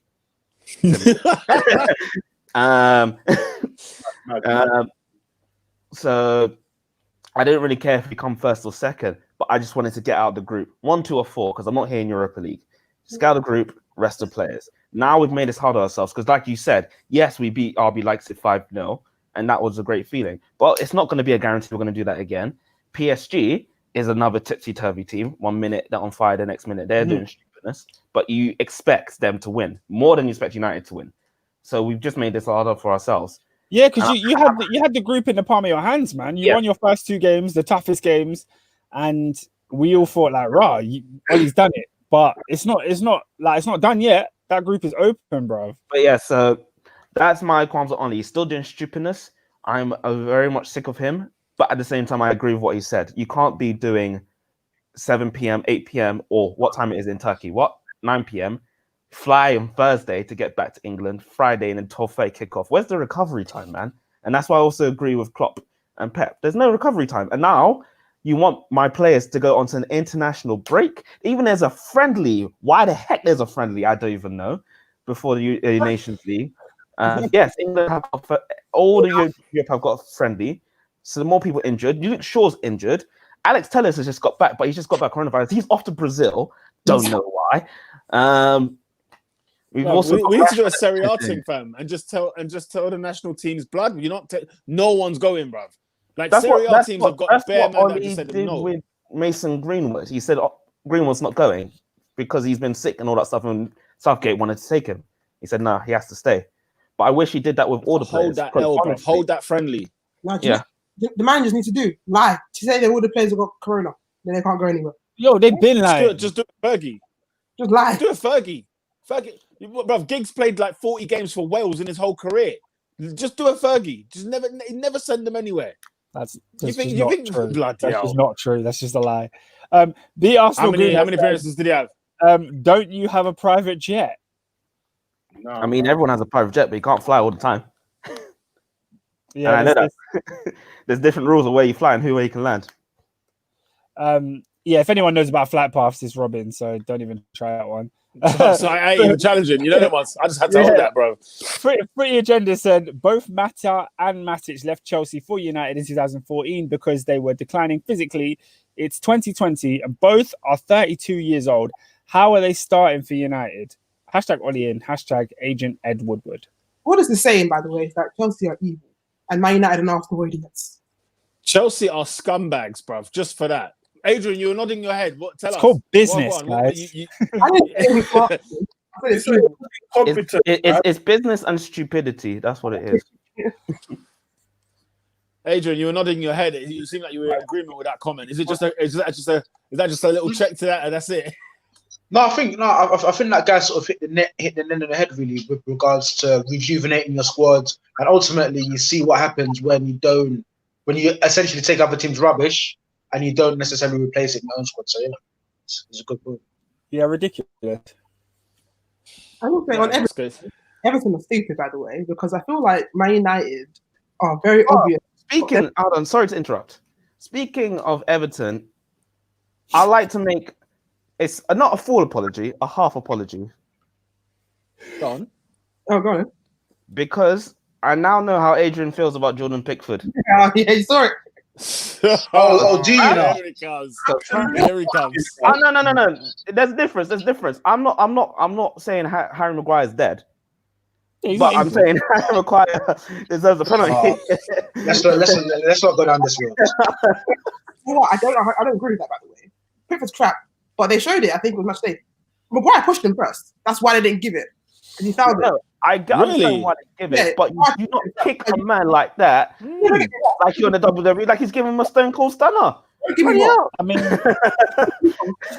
no, he was taking a seat like a Stone Cold Stunner. I know that's that land.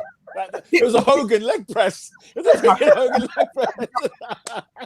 I think we all know that Pickford's a mad keeper. But what I'm saying as to why the penalty shouts didn't come through is because Maguire pushed him first. Yeah. It's one of those things. It would have been. I didn't know that. It wasn't a pen, in my opinion. No, if he didn't push him, and it was just not. Yeah, because both of them kicked him. But he got put. But Maguire pushed Pickford out the thing first. Yeah. I was surprised that it wasn't given. I was like, I wonder why. But Pete, were you surprised that Pickford made the mistake though? Here we go. I was surprised. You were surprised. Okay, yeah. Stop it. I was. Why? It was number one. It was number one. Yeah, oh gosh. Bro, Pickford's still a good goalkeeper, man. Man. I used to like I didn't hate Southgate, but when man said that Dean Henderson needs to do more to challenge him. I was like, what? No, he's right though. He's right. He's right. That's the problem. Dean Henderson don't play. I genuinely Doesn't play. I get that he doesn't play enough game. At the same time, you're saying that Jordan Pickford needs to be challenged? But I mean, There's that- Nicholas Pope. Yeah, no, he does. He does. That No, is but giving him honestly- fantasy points. Honestly, Henderson not going on loan somewhere else is going to That's kill him this year. It's going That's to kill him this year. you should have been alone. Honestly, because those words from Southgate are telling. It's not a case of like, because like you said, really, what Pickford needs to be challenged. But then even Nicholas Pope, look at me, Nicholas Pope. Nick Pope ain't covered himself in glory. Do you know what I'm saying? He hasn't covered himself in glory this season. So to be fair, who are England's top 3 goalkeepers in your opinion? Who are the top 3, top 4? The 3 that you mentioned. It's so top. I mean, you can even argue Do you know what's what? his name? Add McCarthy at Southampton. McCarthy. Is he exactly, I English? was going to say. Is he English? Yeah. He's English, isn't So he? why has he never been picked? because he got Dean Henderson, Nick Pope, No, but the thing and is, somehow Jordan Pickford. the issue, Dean Henderson doesn't play for his club. There's no point. and Pope, as good as he is a shot stopper, he is. I ignored it before, but you notice in the morning, he's horrible with distribution. He's poor, and I can see that's probably the reason. That's why he's not getting picked. I think It's a hoof thing, fam. literally because Pickford is actually a good distributor with his feet. That's probably why he's staying in. Because if he was like average with his feet, I guarantee Pope starts over him. Do you know what? Yeah, a side note on goalkeeping in the Premier League at the moment. Yeah, I feel like the level has gone down because of this whole idea that goalkeepers need to be like part of the team, passing out from the back, and they're spending more time sort of playing with the team than they are having actual individual goalkeeping training. And so for me, I feel like the quality's got less. I don't see as many great goalkeepers as we used to Listen, have. Let's say if you look back at the last if you're not 10 or 15 years. Manuel Neuer, don't try it. I don't agree with that because I feel like a lot of the keepers we talk about right now, they're generally good shot stoppers. Their issue is when they mess up. No, shot stoppers. I'm on the point of passing from the back. Okay, fair. If you're not Manuel Neuer, don't try it. But what goalkeepers do you rate, Lola? Who are you rating this season? Well, this season they've all kind of been there. And I mean, okay, let's say the last 2-3 years, like who are you rating? Oh, in the league, Alisson and Edison have been the only ones who've been like levels for me, like top, because they've actually been both good shot stoppers and with the feet. The rest of them have been nonsensical. Yeah. Or So them have been good or crap. Only those two for me have been levels. Yeah, so like 10 years ago, I felt like you had a good bunch. You had like more of a good bunch of good goalkeepers at clubs. Whereas now I feel like It's that nostalgia. you think. Like, name them. I think there are a bunch of good keepers. I said I think the two I mentioned, Alisson and Edison, are just levels above.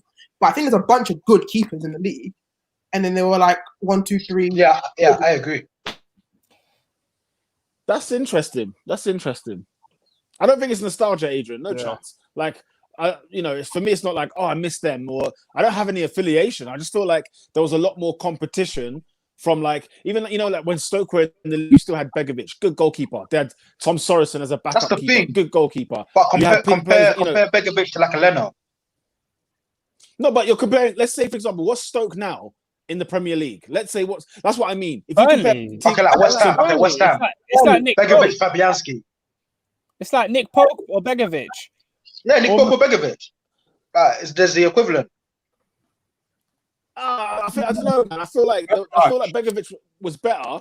But it's errors because back before it was the defense was not as high.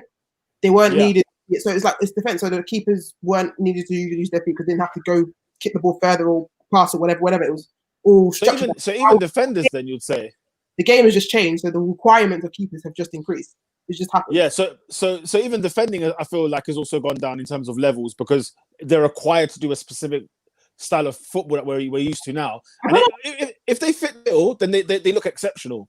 But you're not gonna you don't have your John Terrys or anything like that anymore. You do. Well, obviously not to the level of John Terry, but you have the type.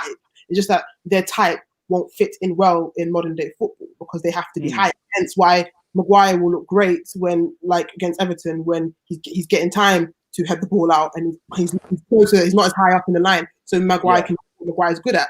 And then you see shout out to Maguire on that note. Shout out to Maguire because he beat Calvert-Lewin to every header, and when the ball went towards Lindelof, Calvert-Lewin beat Lindelof to every header. So it was very, very strategically planned, and big up to Maguire on that. Maguire, who had a very good game, again highlights Manchester United being consistently inconsistent. Because Maguire was playing well because he was comfortable. He wasn't having to be higher up. He wasn't being You're right. 1v1. He's in his element where he can sweep up and then head balls out the box, which is what he's good at. Football is very simple. Let go keep. Let the defenders defend. It won't work like that. How football plays now, you have to, especially if you're a bigger team, you have to play a certain way. And then you'll be called crap because you can't do again. I look at the best team in Europe right now, Bayern Munich. They do their job. The goalkeeper goalkeeps, the defenders defend, the wingers wing, and the attackers attack. The wingers wing. I said the wingers wing. Oh yeah. The defenders actually play as well. That's what I'm saying. It's like they just happen to be very good at their job. Maguire can't do the other half of the new centre back thing, which is being able to play high thing. It's not a bad thing. It's just how he is. Yeah. That's why when at Leicester, I can't remember who it was when they said that Maguire at Leicester was brilliant because he was low block, head balls out, do that thing, and it's calm. It's when you put him in a team where he has to do more. You set him up to fail. You set him up to fail. That's what happened. Listen, Lola, yeah. You see this tiki-taka football is damn bad. It's not what PNP as you said. Not tiki-taka. It's literally just being able to defend 1v1, and some of these men can't do it. Yeah, those ones who can't defend what are trash, but they'll get caught out. They'll get dashed in the bin. The ones who can defend, leave them to defend, man. I'm saying certain man should be shown to certain clubs. Hence why I'm going to bring it. You can go away. Like Thiago Silva, no nonsense defender. Don't ask him to bring the ball out, man. But he can though. He can pass the ball and he can do certain things as well. Van Dijk, he defends, but we do not see him differ from the tinker. And he's playing high. He can play the ball. He can do the things I'm saying. But it's one touch. It's one touch and pass. It's pass and move. What we're saying right now is simple, but he can do it, and that's what people ask the defenders to do, and certain defenders can't do it. Yeah, no, I understand what you're saying, Lola, because you got to adapt to the game, innit? The game's changing, and you can't call yourself a top tier defender, getting paid the top tier wages, but you're not doing what the levels people are doing. It's literally adapt or die, innit? Move. But then you can go to a team like Jose Mourinho's team, and it doesn't matter. Like you could, it depends on what your manager's teaching you to do, innit? Yeah, at the end of the day, because that's true. Because certain teams don't play modern football, as we like to call it. There's some teams that don't do that, and then it works, huh? What do you mean? What Jose Mourinho's in now? Because he keeps as an example. Oh, okay. Like as an example, he plays very different to say how Pep plays or Klopp plays, and it's not like. Say, for example, a Maguire would do so well in a Jose team because what you were saying about what Maguire was doing, Jose plays that comfortable football for defenders. Always has done. Whereas with other defenders, it's been a case of, I want to see, John Stones can't get a kick at Man City because he can't do what Pep Guardiola is asking him to kick him. You know what I'm saying? So it's that thing of, we say you have to adapt to the game. You got to adapt to whatever your manager's teaching at that time. Because when you get fired, it's a new manager, a new method. It depends in it, because either go to it, because Maguire saw Man United, and obviously more time, and you're not going to say no. But realistically, the type of football Man United play, if he can't adapt to it, then there's no point in him going there because he's going to look like a fool, which is what's been happening. Yeah, no, it's true. Yeah. Back to Everton, they're man of idiots because Man United are very easy to play against. Press them and they can't play. Everton didn't do that. It's one of those, isn't it? Without like certain players in the team, I don't know. Like, do they just look that much weaker? Is this the Everton we're really seeing? I feel like they rushed James back and no Richarlison.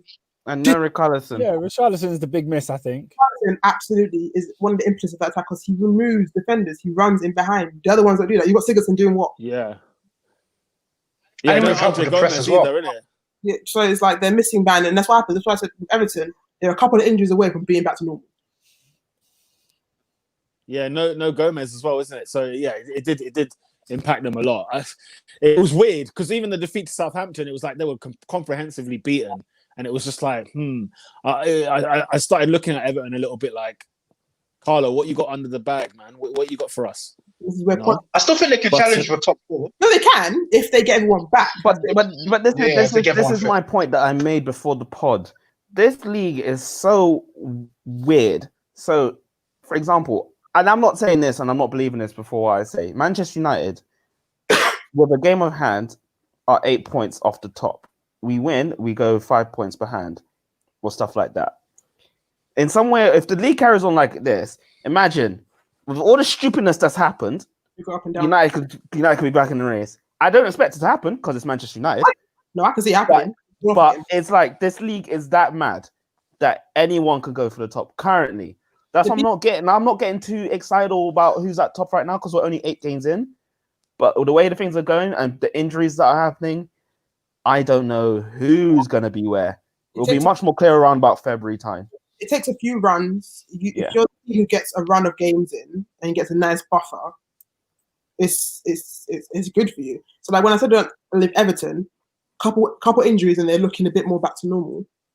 Then it's like same thing with Leicester. I think the games when they were playing with certain people, they didn't look great without Vardy. They didn't look great. So a couple of injuries here, there. Teams that are looking great will now crash back to normal. So it all depends about who can stay for the longest and who can get a game of. So Man United, people can run through it, but they have enough quality in that team. They've got a good run together. They'll be back in the race. And I think this season is where we're going to see the fragility of these squads. Pardon? What? Adrian, you talk about who has the best squads, biggest squad looks like they're gonna win. Other than that, is as long as you keep your best players fit. Stays fit, bro. It's who will stay fit, man. Literally that. If your best players can stay fit, you've got a good chance. Yeah, bro. Cool. Oscar, is there anything else before we move on? Osaka? Oscar's Yo. frozen again. What? I said anything else before we move on? Comments. Yeah, but all right. Sorry, I didn't even hear that. I thought you froze. Lanzi 2710 said good evening. So good evening to you. Lanzi. Good evening, Lanzi. Go on, Lanzi. And then Boss Like Endo said, how did you brush past my stat of Chelsea's defense scoring more goals than Arsenal? You said it. Brother, we said it. You weren't listening. I definitely read that one out. I don't know what you wanted. But he said maybe he's saying it was just too short. Like what? Just 1-2 little laugh and then we move on. Maybe it must have been that. What's like? Liverpool, leave Arsenal alone. Focus on your team, bro. Yeah, about my team, you don't want to listen, bro. And then he starts bringing hype, bro. Nah, cuz I like that. But yeah, that's all I have to say on Manchester United Football Club. Tune in 2 weeks to see what next happens in this funny club. Yeah, for real. Oscar. Yeah. 4-1 winners against Sheffield United, man. Finally. Stamford Bridge. Finally, I've listened to you lot depressingly ramble on about how horrible your clubs are. Yeah? Let me tell you about how it feels to support a club that's in a good place right now. Yeah, because it's amazing. Frankie Lampard's Showtime Blues were back in action on Saturday afternoon, and boy, was it a treat. Did you not watch it last time? I'm asking B Arsenal Guna because he made a joke saying that why would we watch Chelsea versus Burnley? So did you watch Chelsea versus Sheffield United? Hey, listen. Nope. I did not watch Chelsea versus United. You see Werner, yeah? He knows where the back of the net is, bro. Robin, this is what I'm about, bro. No, Robin, delete, you watched it. Bah! Listen to David, because if you not watched it, yeah, you would have seen what it's like to have a team with 2 strikers that actually score. Tammy Abraham is now 2-2. Timo Werner is now scored 5 goals in his last 4 games. Now, when I look further up the country, I look at Bobby Firmino and the fact that he's not creating any chances, not scoring any goals. It's a bit ridiculous. I look at Tony Marshall. I see he's not scoring. He's not creating any goals. It's a bit ridiculous. And you'd think certain strikers are getting pushed out to the wing. They're not really performing. But Werner gets pushed out to the wing and he's still banging goals. So what's Aubameyang's excuse? I don't really understand it, What guys. are you talking about? Don't put him down Aubameyang. Why has he done that? Why has he done that? You're falling for it, Peter. Why is he doing it? Why is he doing it? Oh, Oscar, focus on your Chelsea side, yeah? You know I little, had to. you know what I'm saying? You little I lied. yeah. Go to the team, yeah. I was like fifth in the table, giving it the bigger. Yeah. Hey, Man's behind That Southampton. Salah's top goal scorer with 8 goals. That's coming with his boxing 5 new comps. I think, yeah. Man's got he's Salah's on behind double figures already. He coming to me with 5. He's behind Southampton, behind Leicester. Do you know what I'm saying? Like, just pipe down, man. Look, That Europa League spot. The reason I'm making noise is because you know what I know is that Chelsea are up right now, yeah, and everything's looking rosy at the moment. You guys know before I told you I follow Thiago Silva's wife on Instagram. I'm still following her on Insta, yeah. Now before they were living in the hotel. They were living in the hotel. So obviously when you stay in a hotel, you leave the hotel by like 2 p.m. By the time you come back, the clean sheets are there every single day, new clean sheets. That's what it was at Chelsea, just clean sheets every single day. Now they've moved into a new house. They moved into their house, innit? They've like Thiago Silva, the kids, they're all happy in the house. I saw them playing in the garden on Sunday afternoon. So that's why the clean sheet went away on Saturday. But it's all good. It's all good. Oh, okay. That's what you put it down to. I swear, Do you know what happened? McGoldrick lost score against Chelsea for a reason, isn't it? He does. McGoldrick scored twice against us last season. He's got like 3 Premier League goals in his career. I think how's 2 of them against Chelsea? He scored 4. All of them are against Chelsea. No, he scored 4. One of them's against Arsenal. No, he's got one against Arsenal. Definitely got one against Arsenal. Oh, and then 3 against Chelsea. Adrian, you should know by now, yeah. If you don't have a goal, the one place you can get one. You know who? Do you know who was? Do you know what? He's scoring goals now for Leeds, yeah. But Bamford is coming up against Arsenal next. And I was gonna say, even if he wasn't scoring this season, just don't worry. You turn up, you'll be fine. Why do you think Shane Long got a career? Oh, thank you. Well, he's 2 seasons against Arsenal. One home, one away. What? The ball bounced off him and ended up in the net. Yeah, Mendy was. Yeah, Mendy was in goal. Okay, so he's no longer have a clean sheet. So now Peter's going to get onto him. No, I'm glad it's over. I'm glad it's over. That's all. Blame him. By the way, did you see the goal though? Wait, ladies and gentlemen, did you see the goal? Did you see the McGoldrick's goal?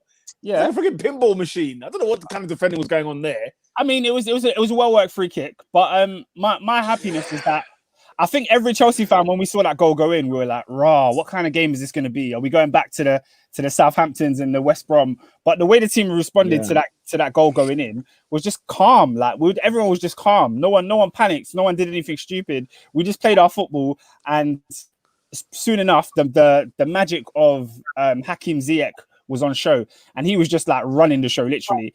Him like playing passes. Every time he gets the ball, you're thinking, what's he gonna do next? Like his ball, my favorite Chelsea player. He played a naughty ball into Kovacic, then Kovacic cuts it back. Tammy Abraham scores a little. He did the Ozil thing, you know, when you kick the ball into the ground and it bounces up. You mishit that. How? No, he knew what he was doing. It was the Ozil. He did the Ozil thing. Don't do that. He did the Ozil thing. I'm telling you. He bounced it off the thing. How dare you? You're trying to get me now twice. You're trying to get me twice now. Yeah. Did you not see it? I'm holding. Guys, it's all right. Arsenal are depriving the Premier League of Mesut Ozil. So Tammy Abraham said, "Let me give you this, yeah. Let me just bounce it in, yeah. Let me just a crumb. Moron. So let me give you a little bit of that. Oh my god. Yeah. And then but the one thing I love about watching Chelsea play at the moment is the width that we have. Literally, if you're playing the ball on the right hand side and all the defense is on that side, you can just ping it to the left, and you've got Chilwell and you've got Werner, or you've got Hakim Ziyech and Reece James on the other side. And you saw that for the second goal, I think it was, when Ben Chilwell scores, aka Chilly B, aka Chen Billwell. Ramsdale was horrible for that goal. I'm so sorry because Ramsdale's a horrible goalkeeper. Why are people shocked? That goal was nasty though. Yeah. I've never seen it with Ramsdale. Chilwell didn't actually really hit him, and he went in. Chilwell didn't know anything about it. The ball hit his hip. Oh god, that was bad. Listen, Sheffield United have 1 point. Yeah, they've lost. Drawn 1, lost. Wait, hold on. Let me see. They've lost everything else. 7. Drawn 1, bro. Them man are going down, bro. They're a dead team, bro. They were nearly in Europa last season. No, you know when they say a team has been found out, No, they haven't found out because Dean Henderson saved them. Yeah, that too. But I don't think it's guaranteed they'll go down. They could randomly get against 8 games. They could randomly get enough to kind of fight between the relegation. Not. But what I'm saying, I feel like all the fear that people had, all the annoyance they had playing Sheffield United is non-existent. Yeah, but guys, let's remember the teams that they faced. 4 of those games: Arsenal, City, Liverpool, Chelsea. Let's leave it. That's why I'm saying it's not. They're not guaranteed to get relegated. I'm saying, they beat us all. I swear, last season. That's why I'm saying they did. But like that miracle was never going to happen again. I think the idea that they gave Arsenal a very good game. And you know the McGoldrick goal gave you something to think about towards the end. They gave Liverpool a bit of a tough game. Was it 2-1 that game, Adrian? 2-1. Gave us a game. We left it late. Sheffield United. They pushed Man City to the brink as well. Man City should have won that game more comfortably, but they didn't. It was a 1 goal in it. Obviously, Chelsea slapped them up comfortably. But the other teams, they found it hard to break them down. So this Sheffield United thing that people are saying they're going to get relegated. I don't think it's real. I think their time's going to come. I see signs of recovery. Yeah, I don't think it's guaranteed, but I think they're going to be in and around it. I generally think they're going to be in and around it now. I don't think because I think one of the things they had last season, even though it's minuscule, their home was a fortress. No one liked going there. It was annoying, and they got a lot of their wins from that against the big guy and a lot of other teams. They ain't got that anymore. Yeah, that's true. B Arsenal Guna said, "I will give you that. Those 2 northern clowns just laid down and had their tummies tickled." Who is he talking about? I don't know. Who are you talking about? Who are those 2 northern clowns? I don't know. Maybe he's talking about Sheffield United and Burnley. Maybe those are the two teams that Chelsea have beat recently. And I think part of that is something that I will mention because Chelsea have not played outstanding teams. The tough teams we faced is United and Liverpool, and we lost to Liverpool and we drew with United. So when it comes to those middle ground teams, like your Southamptons, we drew with Southampton. When we face a Leicester, when we face a Aston Villa, when we face an Everton, there's still a big test to be seen of this team. Are they levels or not? We can slap up the small teams and we're scoring lots of goals. We're the highest goal scoring team in the league so far, 20 goals. And our defense has looked better in recent times. So for me, the real measure is when we face those middle ground teams. Can we get those points? Because so far, beating Burnley, they're bottom of the league. Beating Sheffield United, they're bottom of the league. What else? Brighton, Brighton lose every time they get a chance. I'm on to Brighton again because we were talking about Graham Potter last week. Again, they didn't win this weekend. So Brighton, yeah. But whoever spent the money on that fixture, ooh. Yeah, so that's what I'm saying. For Chelsea, I know I'm gassing it up and making it seem like it's all great, but the jury is still out. The jury is still out. Just allow me to be excited about my team, man. We've won 4 games in a row. Allow me to be happy about that. What's his name? Thingy, he's got COVID. What's his name? Yeah, Havertz, man. Havertz got COVID, so he missed out this week. But I'm actually not too mad about that because I think he won't go play for Germany now because he's got COVID. So he needs that P fizzer. Happy. That's coming. He needs the vaccine still. He needs that vaccine. Hey, big up Hakim Ziyech as well, man. He was brilliant, man. I love him. Sauce boy. I love him. He's my favorite Chelsea transfer signing. Bring me the one. North African ballers. I need them at my club. I've been saying it. Do you know what? Yeah? Do you know what? I love Hakim Ziyech, yeah, and I watched him play for Ajax, yeah, in the Champions League. I'm not going to sit here and lie to you and say I watched the Dutch league because I didn't. So one of the things I don't understand is I see this player every time I see him play. When I saw him play against Real Madrid, when I saw him play against Tottenham, when I saw him play against Chelsea in these games for Ajax, and then what I've seen him play for Chelsea against Burnley and Sheffield United in the Champions League, I'm like, this guy is elite. Why do we not consider him to be like a world-class player? Because based on how he plays, I see that. Now, my question is it because is he an inconsistent player? Is he someone who in 2-3... Huh? Big bias, isn't it? It's Ajax. Yeah, but what I'm saying is, okay, maybe it is league bias, but are we going to see this Hakim Ziyech throughout the whole season? I think so. That's the thing. How old is he? 27. 27. See, that worries me because surely by now we would have seen something. No, I know. But it was consistent at Ajax, though. Yeah, and you know what it was?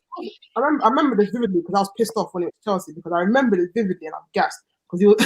I thought he was heavily linked to Arsenal and was talking about wanting to go to Arsenal and it was cheaper, and then we didn't go for it and I was vexed. So I was like, he's been wanting to leave. for a minute. We didn't do it. Yeah. That's why Yeah. I said he needs to go. Just like the people, no one came in for him, or he wants people to come in for him. They didn't pay the money. Chelsea did. Yeah. Do you reckon it's like a Sadio Mane at Southampton, where when Liverpool picked him up, it was like, Oh, here you are. like, why has nobody picked up this guy? Like, I think you know what I mean? Like, I hope so. slightly different because I think Mane was one of those ones because he was inconsistent. Like, he was, yeah. Yeah. Mane got better at Liverpool, a lot better. See, yeah, the power of coaching. Yeah, the power of coaching. Come see coaching. But, you know, it's like some managers get credit for it and others don't. So it's a bit. North Africans, I need some North Africans at this bloody club. I said We've before. got one. No, who? We've got one. Mohamed El-Neni. Jeez. El Dino, bruv. El Dino, fam. Like attacking forward. Pyramid pillar. Wow. Pyramid pillow. Oh my god. That's what I've been calling him. That's what I've been calling him. Oh, disgusting. Neil bumped Arsenal for Pepe, and then they niced us with Gabriel. Lyon need to do the same. They bumped us with Lacazette. Bring us our for free. I know. Yeah, facts. I mean, yeah, it doesn't work like that. But Yeah. I hear you. I hear you. Good job, good job, Chelsea. Carry on. Oh yeah, we were fantastic. And in Europe, another 3-0 win in Europe, sensational. My only issue is that because Havertz got COVID, we had Kovacic playing in the number 8 role, and he was good. But again, no minutes for Callum Hudson-Odoi. Like the boy is just. All right, tell him to pack his bag in January, man. This is rude. Just let him go to Bayern. It's so mad because he's like, if you ask me who's my favorite Chelsea player, it's Hudson-Odoi. Like I think this guy is going to be levels one day, but just not at Chelsea, innit? Just not at Chelsea. He wants to go. Why to did he Bayern. turn it down? Let him go to Bayern. Huh? I Let him think go to Bayern. Bayern were going to 70 million, wasn't it? He turned down. pay good money for him. Why would they say no? Well, Chelsea had to turn it down because if we get an injury, we had to. We have 2 natural wingers at our club, which is Pulisic and Hakim Ziyech, You got and Mount. then we have Hudson-Odoi. You got Mount is Mount. not a I mean, you winger. say that, but he's 5th choice at the moment. Huh? Yeah, no. Because No, Werner the starts issue- really ahead of him. Yeah, the issue is he plays Werner on the wing, but as we've seen, like And Werner even Man will start ahead of him. You got Werner. You got Mount. You got all these things. You got things to So he's at 5th at the moment. Let the boy go to Germany and drink some I mean, Stein. I'm with you. As much as I hate it, I'm actually with you. I think the boy needs to play. At least let him go on loan if you're not going to play the guy. Even that. They sent that other one, the Mr. Boohoo model, to another club. So do the same with Callum in it. This one, Yeah. No, but we sent one guy out on loan, and he's bagging assists at the Emirates, so that's all right. That's all right. Who are you talking about? Ross Barkley. Face, man. Oscar, you're a clown, bro. You're a clown, bro. I excuse me for bringing a bit of light-hearted banter to the podcast. You guys were just crying about Arteta and Lacazette and flipping Twanzebe for about 5 minutes. that deserves to be cried about. That guy's useless. Don't yeah, worry, Pete, Oscar. Your tears will come soon in the season. West Brom 0, Spurs 1. I didn't watch that. Eh? Their tears never come, bro. It's always Arsenal. yeah, Harry so- Kane right at the death. Peter, are you going to accept Harry Kane as your next number 9 then? If you had the opportunity. Well, for Arsenal. What do you mean accept him as the next? What do you mean? Yeah. Why wouldn't you? Every club would. Because Peter doesn't rate Harry Kane. Oh, does he not? Whoa! He's never said that. He's never said that. Yeah, I've never said that. He My hands does, on the Bible. he My does hands on rate the him. Bible, bro. But Peter started rating Harry Kane in like, I don't know, February. He ain't rate. You didn't rate him before. This guy. What? When he was injured? It took you long It to took rate me long. Kane. It took you long Facts, to it rate took me Kane. long. I admit that. It took me long. Like, I think it was like the 3rd or 4th season in. Then I was like, look, I 3rd or gotta yield, 4th, innit? 20-goal season. That's what you're talking about.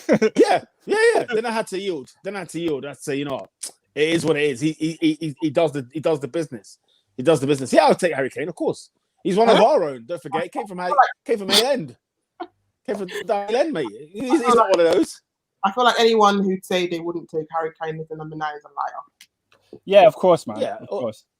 Anyone and everyone. I don't think Oscar would though with Timo Werner. He's quite set with Timo Werner at the minute, so I wouldn't say Kane. Then it can play on the But you know left. what? Yeah. Werner on the left. Werner on the left. Werner on the left. Do you know what? Talent bench. What was very interesting about 1 second. What What was very interesting? I think, man, you're right. What's it called? Why do you think Oscar's upstairs, mate? Do you know what I mean? Rona. With the West Brom Tottenham game, one thing that was clear towards the end of the game was that, West Brom was starting to tie with like 10 or 15 minutes to go. Obviously, what's it called? Spurs have got the weapons. Jose made a couple subs, bang, and then that was it. Game was over. It was one of those where it was like, yeah, Bell had to get hooked too. He had a smelly game. But it was one of those classic games where Jose just waited the long game, saw West Brom retiring, made a couple subs, it changed the game. Nothing really much to talk on there. How realistic are Tottenham's chances of winning the league? I'll rate them when they beat someone.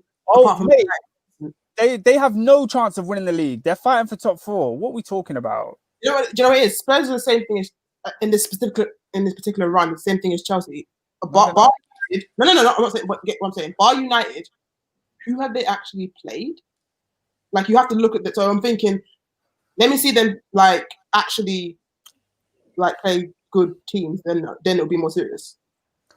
Cool. Like I said for Tottenham, focus on Europa. Win the Europa League. The same one that they lost to. What was it? One team. Who did Anderlecht or something like that? So I don't know who they lost to. They lost. Antwerp. It wasn't even Antwerp. Antwerp. There you go. Antwerp. Yeah, that was Antwerp. Antwerp of Belgium. Was that one? I think Jose made like four subs at half time. Ain't that United's And that was the end of Dele Alli. Yeah. That was the end, bro. That post-match press conference when he said, "Now will you stop asking me about the players I don't play? I played the players today, and you see why they don't play." I was dying. I was like, "This guy is on fire. He's on fire." The thing is, it's the reason why he said he didn't play Martial and Rashford. He did the same thing. I remember that. He did the exact same thing where he said, "Listen, this is why I don't play Martial and Rashford." Well, Martial's not exactly. Another good question. With someone like Dele Alli, after this, I was going to say, is Dele Alli's time up? Maybe. Like, what does he need to do next? Does he need to reinvent himself? Where can he go? He needs to leave Spurs. That's what he is. I think he's 23, 24. He's still young. Like he's literally still very young. Still young. Just leave Spurs, innit? Because he's not. Yeah, playing. but none of you that would take him. None of you that would take him. So Madrid were after him at one point. Am I bugging? I would. It might be a massive jump. I'll take him. Wait, Peter, you take Dele Alli? No. Yeah, I would. No, I won't. He's a top talent. Not that kind of top talent. He's not performing. Yeah, no, he is. The thing is, for me, I think it's a case of his problem at the minute seems to be a more an effort thing. You know what I'm saying? He's not, the effort isn't there. He hasn't given me that. Do you remember Dele Alli like 2015, 2016? But that was unplayable. Yeah, what you're forgetting is that the system was more or less fitted around him. He was playing his niche. He's very niche. For him. I don't see that happening. What I'm saying is he goes to. I know it's far fetched, but in terms of value and crap midfields and stuff, PSG. Why not? Them man have got rubbish midfielders. That's actually a shout. Attack. Go PSG. That's a shout. He'll get to. I don't know. He'll start getting his goal scoring for me because there's no way in hell you can't score against them, man. And then you know what? PSG need midfielders because and he's a runner, innit? He loves to run. This season, I think you'll see the end of certain players at that team. Where's his best position? It's a weird hybrid second striker cam thing. SS. Yeah, he's Cam. He's like a second striker. Yeah, Cam. Yeah. Yeah, but no one plays SS. I would like him at Dortmund, for example. I feel like that would fit him more than a PSG. Like I feel like that would work. Yeah, I get that. Basically, or even Liverpool. I'd even put him there. I think he could fit in that system. Fit what? Liverpool?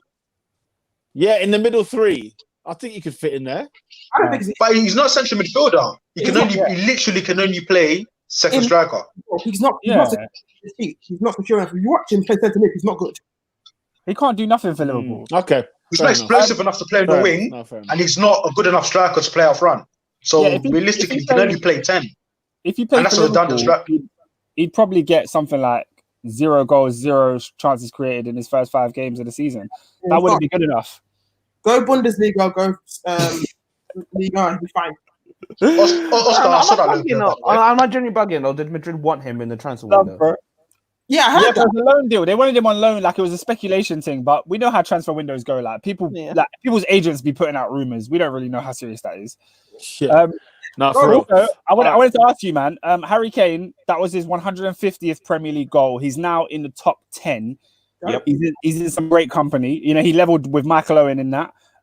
Just behind Jermaine Defoe, who's 162. Just behind Robbie Fowler, who's 163. These are all numbers that he could eclipse this year, by the way. And closing in, well, not closing in, but he's 25 behind Thierry Henry at 175. Cool. Yeah. Any thoughts on that? And he has the years left to do it.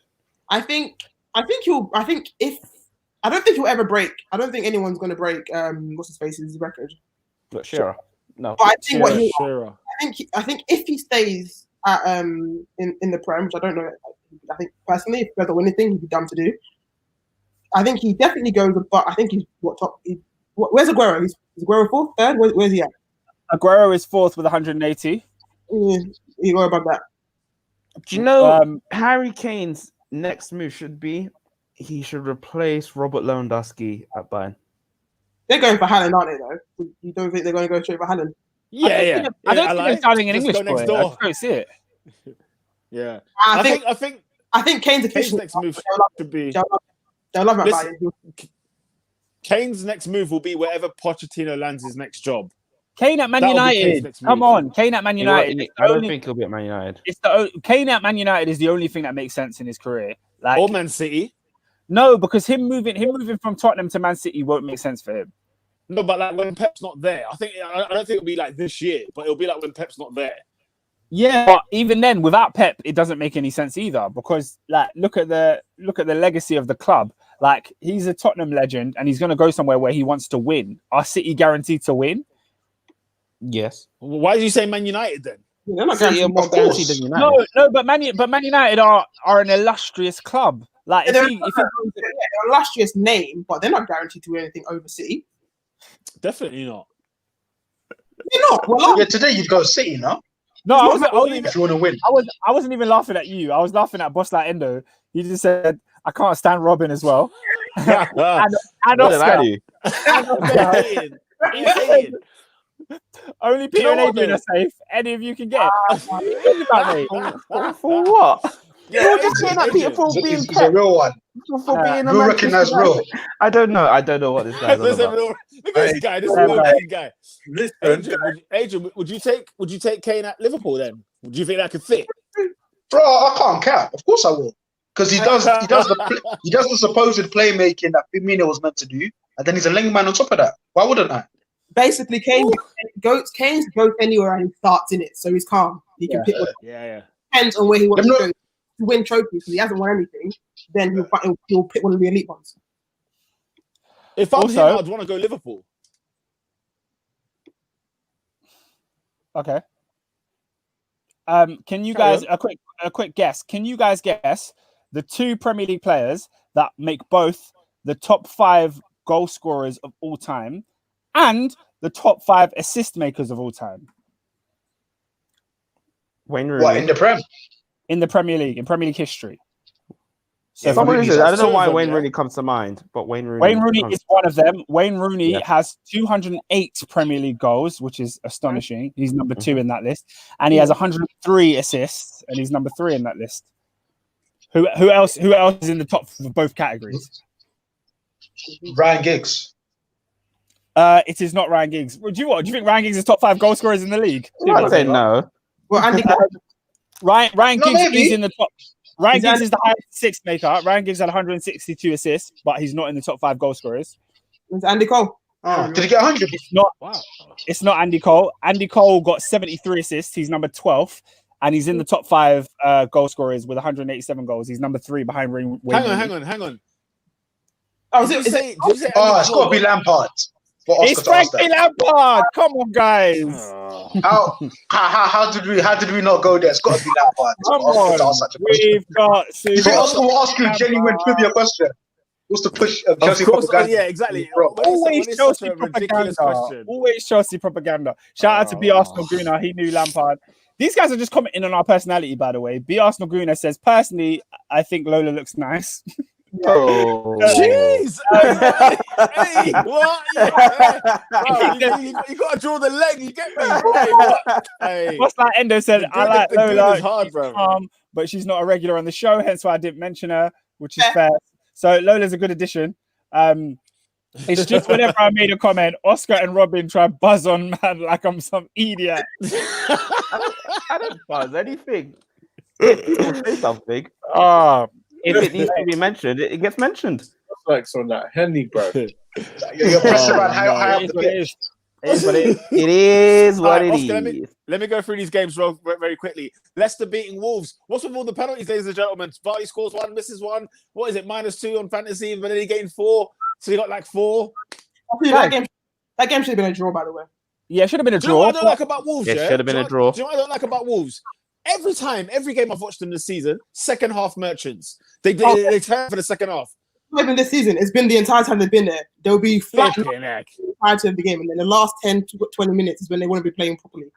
Flipping hell. I don't understand. I don't understand it. But yeah, I agree. It should have been 1-1.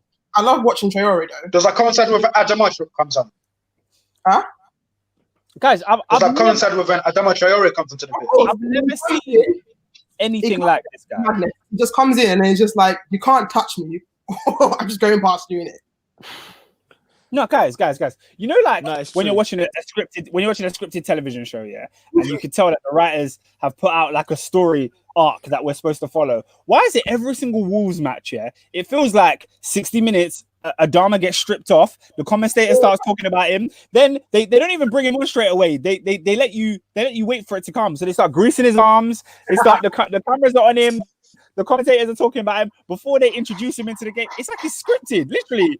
It's like when you're waiting for Hulk Hogan to Hulk up and finally win the match. Yeah, it feels like a superstar. Superstar. Like this guy, he's got the biggest stock in Wolves. He doesn't even start games. It's crazy. I love watching it. Like, it's just so fun to actually watch. He just brushes past people unless they actually. And even then, it kind of just goes through it. If it was 40 million, that's grabbing you. It's scripted. It's Oh, scripted. mate. I'm telling you. Oscar, that was brilliantly put. Oh, that tickled me. I must admit. Palace 4, Leeds 1. How strange was that scoreline? No one saw that coming. They got piped, bro. I mean, Bamford got me fantasy points, so it's fine. What? Even though he gave it the full NF.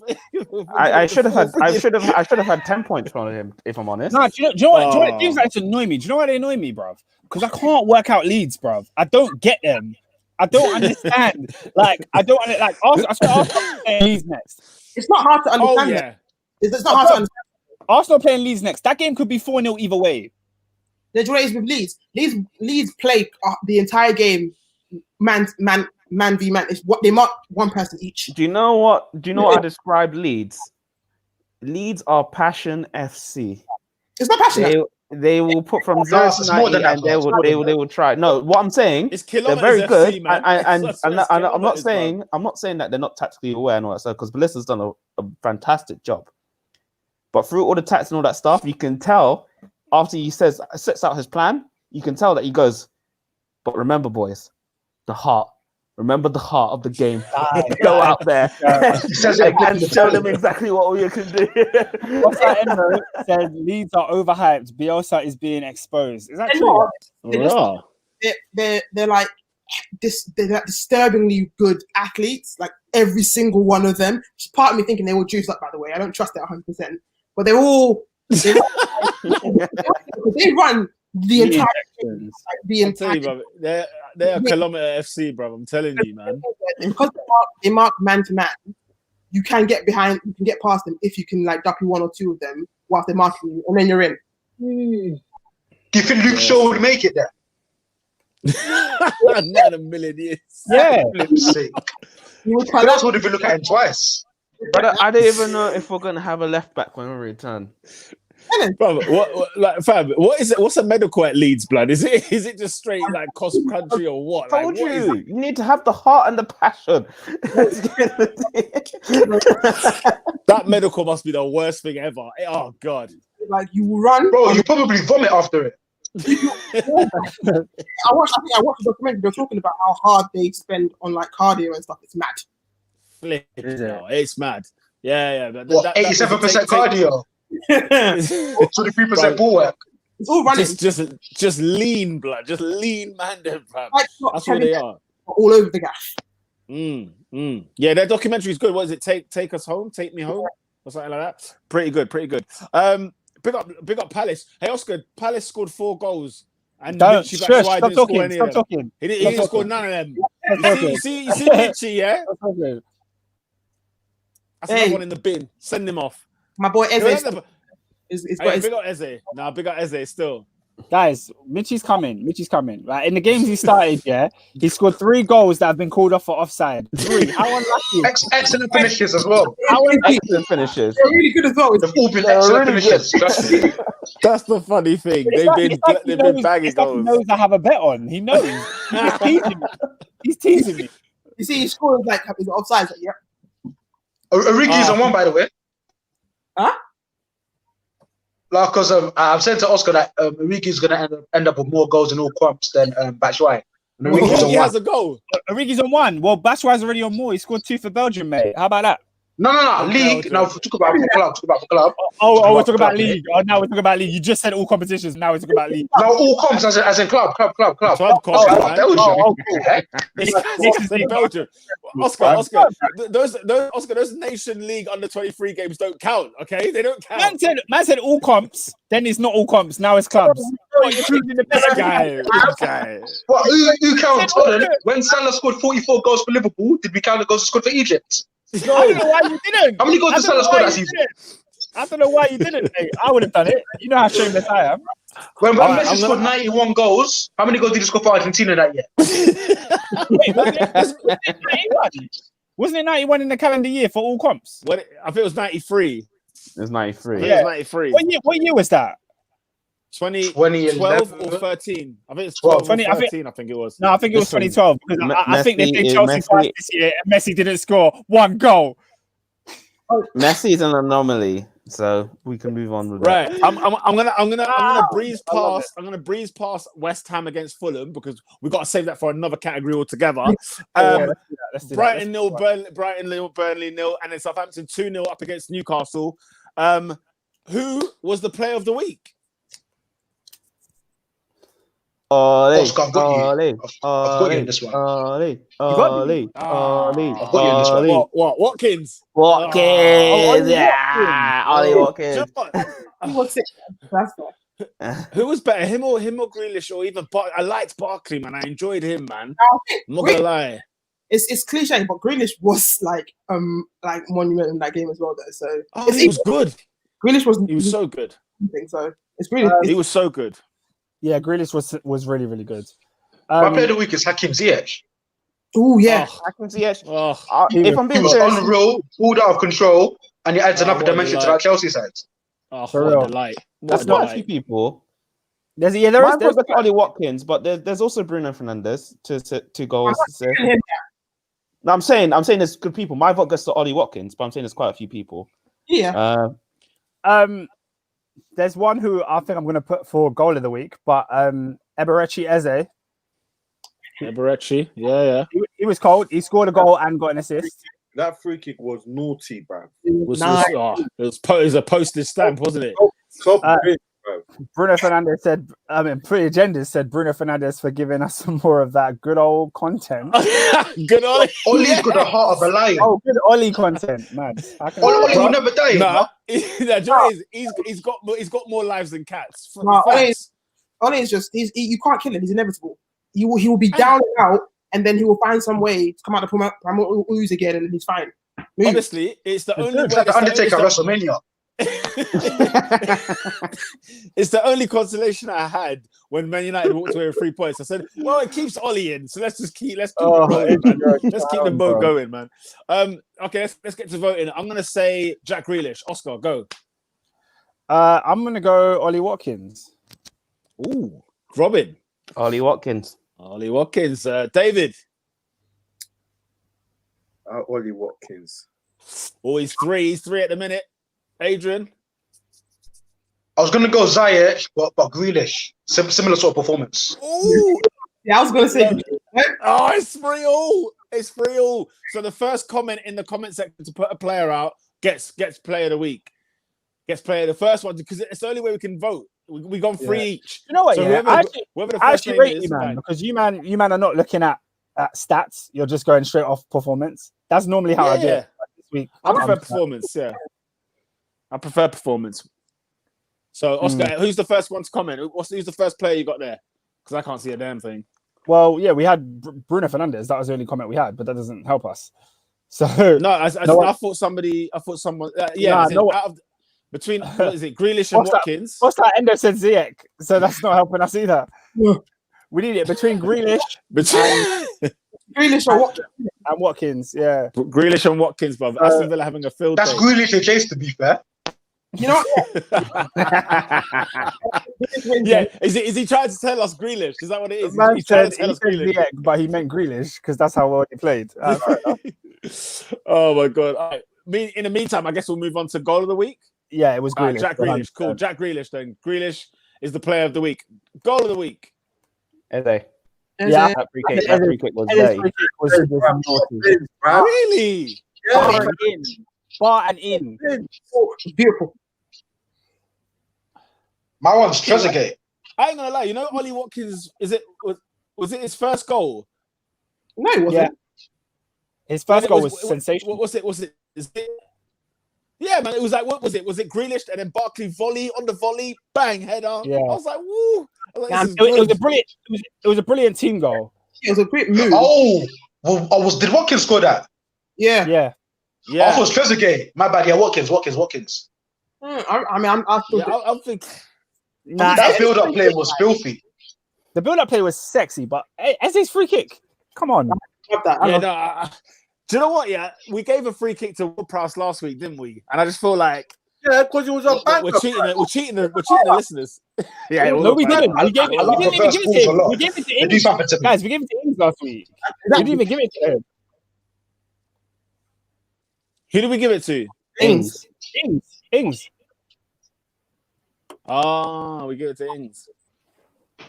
All right, let's go then. I'm Let's go. reluctant to give it to Eze.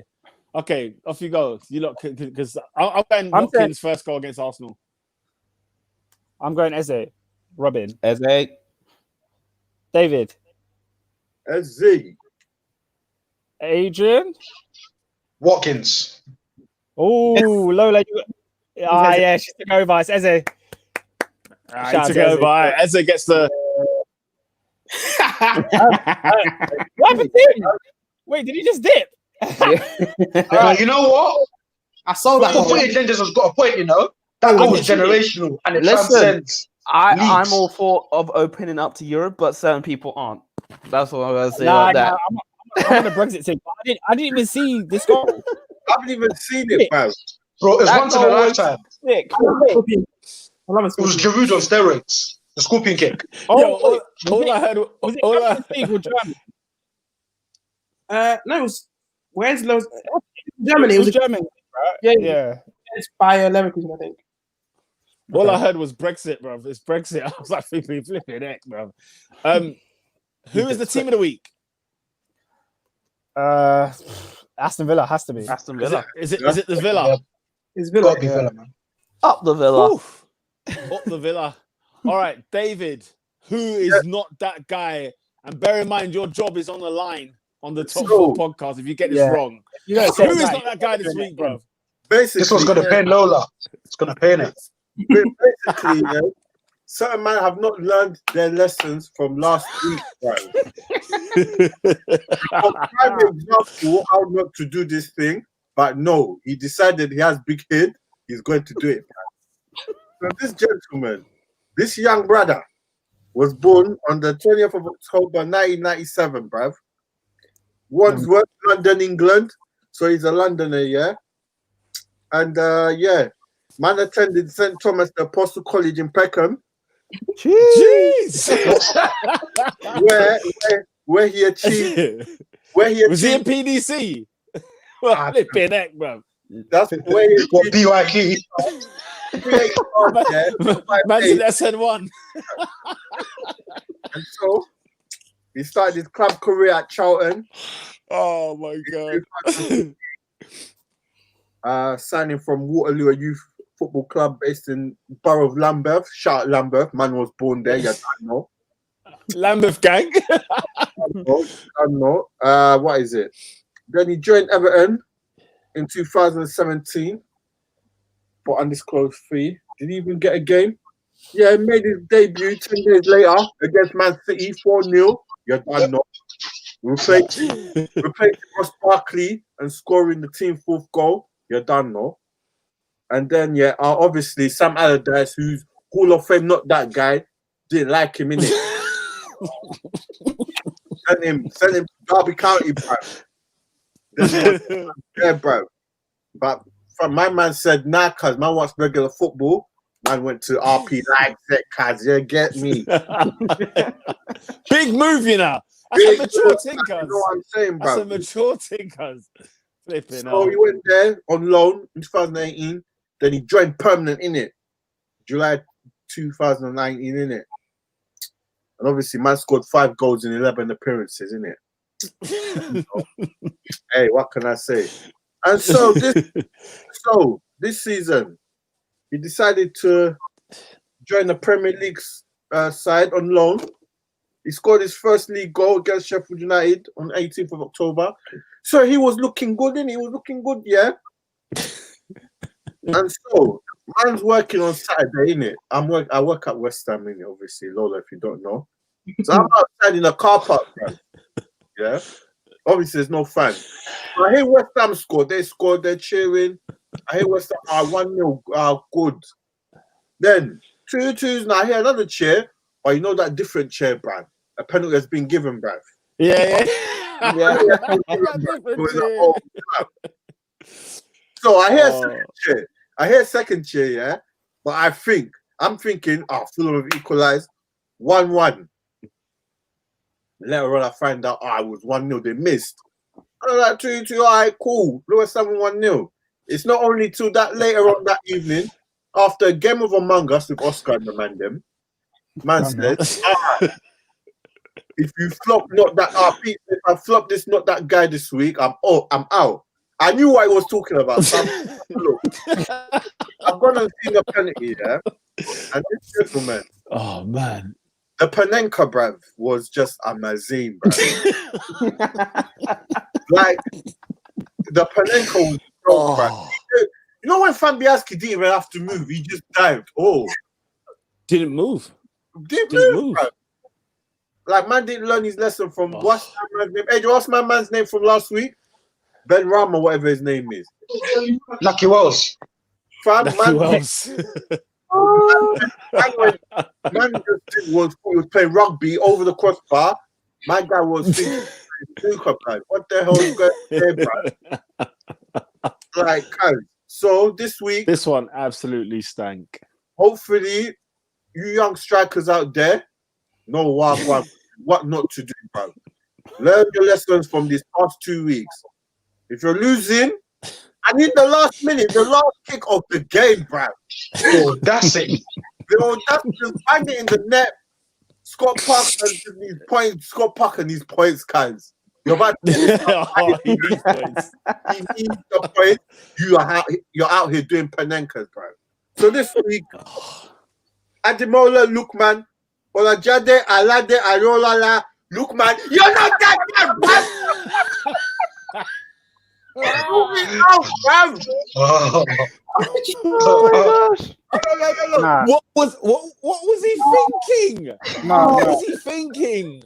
I can't believe you guys are actually laughing. Holy smoke! I'm furious. I'm deeply furious at this point. How on earth did you have the audacity? Down, bro. You saw my timeline when that happened. For African players in the league, you are here out here doing nonsense, bro. Where's Sam, bro? Where's Sam? Oh my days! Man tried to run after it, you know. That's what killed me the most. He tried to rectify it, but he couldn't. He did a Panenka and aimed it at the left. This is why you complain, bro. Because you're out here doing nonsense, bro. No, guys. How can you Panenka? Bro, 90 years minutes. There should be a rule in football. There should be a rule in football, yeah. If your team is not in the top 8 of the league, you're not allowed to do a Panenka. You're not allowed. Guys, Fulham are going down. Fulham are going down this season. They're going down. It's not a matter of are we going to be in the bottom 3. It's a matter of how many points are they going to be in the bottom 3. They had the opportunity to salvage a point, and he thought it was the right time to pull out the You know what's funny? Oh, it's not the fact that they've done this once. They've done this twice in 7 days. Oh my God! They have the exact same thing. What is going through their mind? Oh, look. Blood. Anyone that does a Panenka and fuming. aims for a corner, I'm fuming. I'm fuming. Because if you're going to do Panenka, it has to be sent to him. Obviously, guy if it's last minute. oh my God! To the left. Fabi has to got put his arm out and caught it. Adrian kills me, man. Man said he tried to chase for it afterwards. Bro, he put his hands on his head and then he tried to bolt. I was finished. I was in confusion because I was like, do you know what it reminded me of, you know, when I think it was Aston Sanchez got a last-minute penalty. People of that moment, I guarantee you, I'm pretty sure it's like, you're not levels like that. Luton, I rate you, but come on, just smash the goal. Because I think people are trying to compare it to the. Oh my God! They're trying to compare it to the Brighton miss. I'm like, the Brighton miss was bad, but at least he smashed it. Like he was going for something. Yeah. He just missed. Oh God! You know what? Yeah, the keeper dived to the right, and then before he even dived, he looked at Lookman like, "Are you serious?" And then he caught the ball. It was like how easy it was. He's like, "You really tried to Panenka me now." And guys, it was added time. It wasn't like 94th minute. It was 98th minute. And you know, who done it last week? He's Algerian. What's with these Africans, bruv? Come on, bruv. You know how badly Fulham needed this goal, yeah? At the time the penalty was given, their keeper is in the West Ham box. They threw everyone forward for a corner because they needed a goal, and this donut decides to do a Panenka. Nah. Was shining at them. Man had to apologize on Twitter and everything, and he was still getting hounded out. Good. No, you have to hold corn for that. Blood. Listen, look, you young one. They should have flogged him. On that energy of grabbed a cane. 6 across the back. I need to teach him a lesson he'll never forget. Can't do that. Imagine if Fulham go down by a point. Imagine. Even the parents are saying, Charlie, what were you doing? What were you doing? And then, how do you right. get to the dressing room? And you do nonsense. They give you free pen and you do nonsense. Score goal, man. Bruv, can you imagine walking back into that dressing room, bruv? Like, seriously. My friend, he can walk home, innit? Yeah. I'm like, you don't walk to the dressing room. You're going home in your football kit. My Lord. Yeah, really. You take off your boots, you find some sliders, you're gone. You clap the boot, get the mud out. Oh, you make your own way home. I can't deal. Do you know what it is? I'm creasing today, but I know in years to come, when I watch Premier League years and see this Panenka back, I'll be fuming. I'll be like, what was he thinking? What on earth was he trying? Question at Fulham, by the way. Why did Lookman leave Leipzig to come to Fulham? And even, what's his name? Is it Areola from PSG or Real Madrid to Fulham? What is it? He weren't playing. He wasn't playing at Leipzig. Yeah, he wasn't playing. He was either bench or wasn't in certain games. There's Leipzig, yeah. There's Leipzig. I'm not going to put them that high, but there's Leipzig. Like Oliver Burke. And then there's Fulham. It's a loan, but it's a loan. All he has to do this season is Leipzig are an established European team. Let's not front. Yeah, all Lookman has to do is ball out, which before that penalty, relatively speaking for Fulham, but he was their best player. Probably still is. Penalty. Oh, man. He was like their best player. He was like the hub of everything good they were doing. And now he's done that. He ain't getting into Leipzig. He needs to be doing everything to just be like, Mick. Where was Mitrovic for that penalty? I'm thinking because I'm concerned for my fantasy points. Apparently eating a pucker pie, mate. I think because he missed the last couple, then I think he gave it to someone else. Damn it. Whatever it Fair was. enough. That You're hilarious, blood. That club is in a mess. That club is the best. And do you know what? Yeah, club is a their mess. flipping owner, Tony Khan, probably wasn't even watching the game because he was getting ready for his wrestling pay-per-view later on that night. Terrible. They're in a mess. But I was watching Dean Moxley versus Eddie Kingston. Yeah. Flipping out. Horrendous. Oh my lord. Mess, but not she can't start. Look.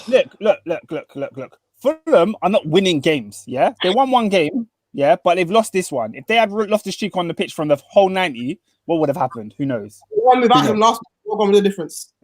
Look. Who did they play last week? You should be worried. Huh? If I was, I'd be worried. You're making jokes, but you can't get a start at Fulham.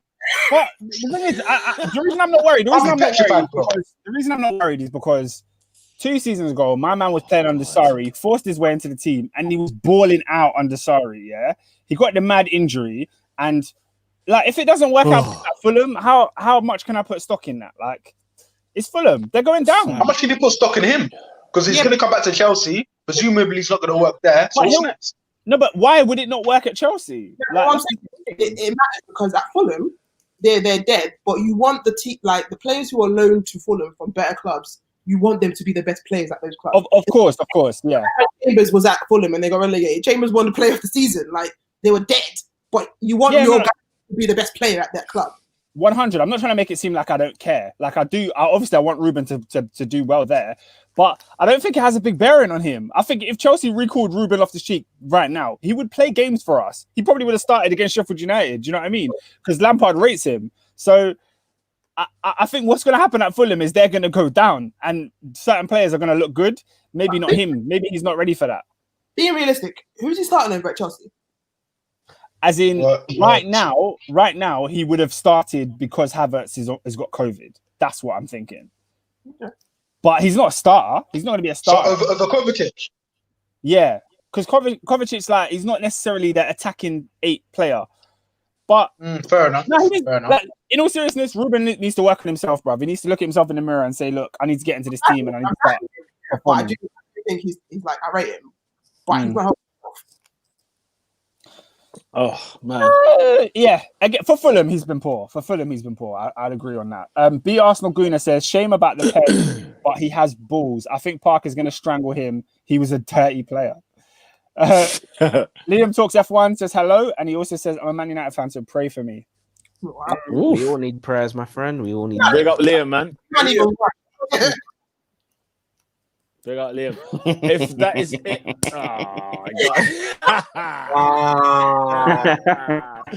Oh, my God. You gotta love it. That's self-explanatory, that one.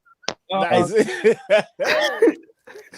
That was a superb moment in top 4 history. I'm sorry, that is a moment. But Oscar, you have to read it out. You have to read it out loud. No, we have to change the rating for this podcast. You know, that's a bit. It's a bit witchy. My screen froze. What does it say? Read it. Is it glitchy? Yeah, it's got man. Glitchy. How convenient. I wonder why. But guys, he's the one that put the comment up. Just remember that. For real. He knew what he was doing. He said Luben stopped his cheeks is ass. Anyway, he did it. All right. I believe it's international break time. Oh, thank. What we could rant and rave about frigging international breaks. I'm sick to death of them. But I could do with a breather because I can't watch Arsenal at the minute. It's hard. It's hard work, and yeah, at least having a break is fine. And then we return to when Leeds pull our trousers down anyway. Yeah, man. Thank you for everyone for locking in today. Make sure you share, like, subscribe. We are at Top 4 Podcast on Twitter, on SoundCloud, on YouTube, on iTunes, on Spotify, and on. It's like Anichebe. Oh my goodness! Man, like Do you remember Anichebe? Holy he was a smokes. problem. He was wild. I think you do look like low-key look like Victor Anichebe. Just Wait. pounded yam. Just Didn't straight he- up did- yam in the gut. I swear he complained because like someone stole money from him. Who is it?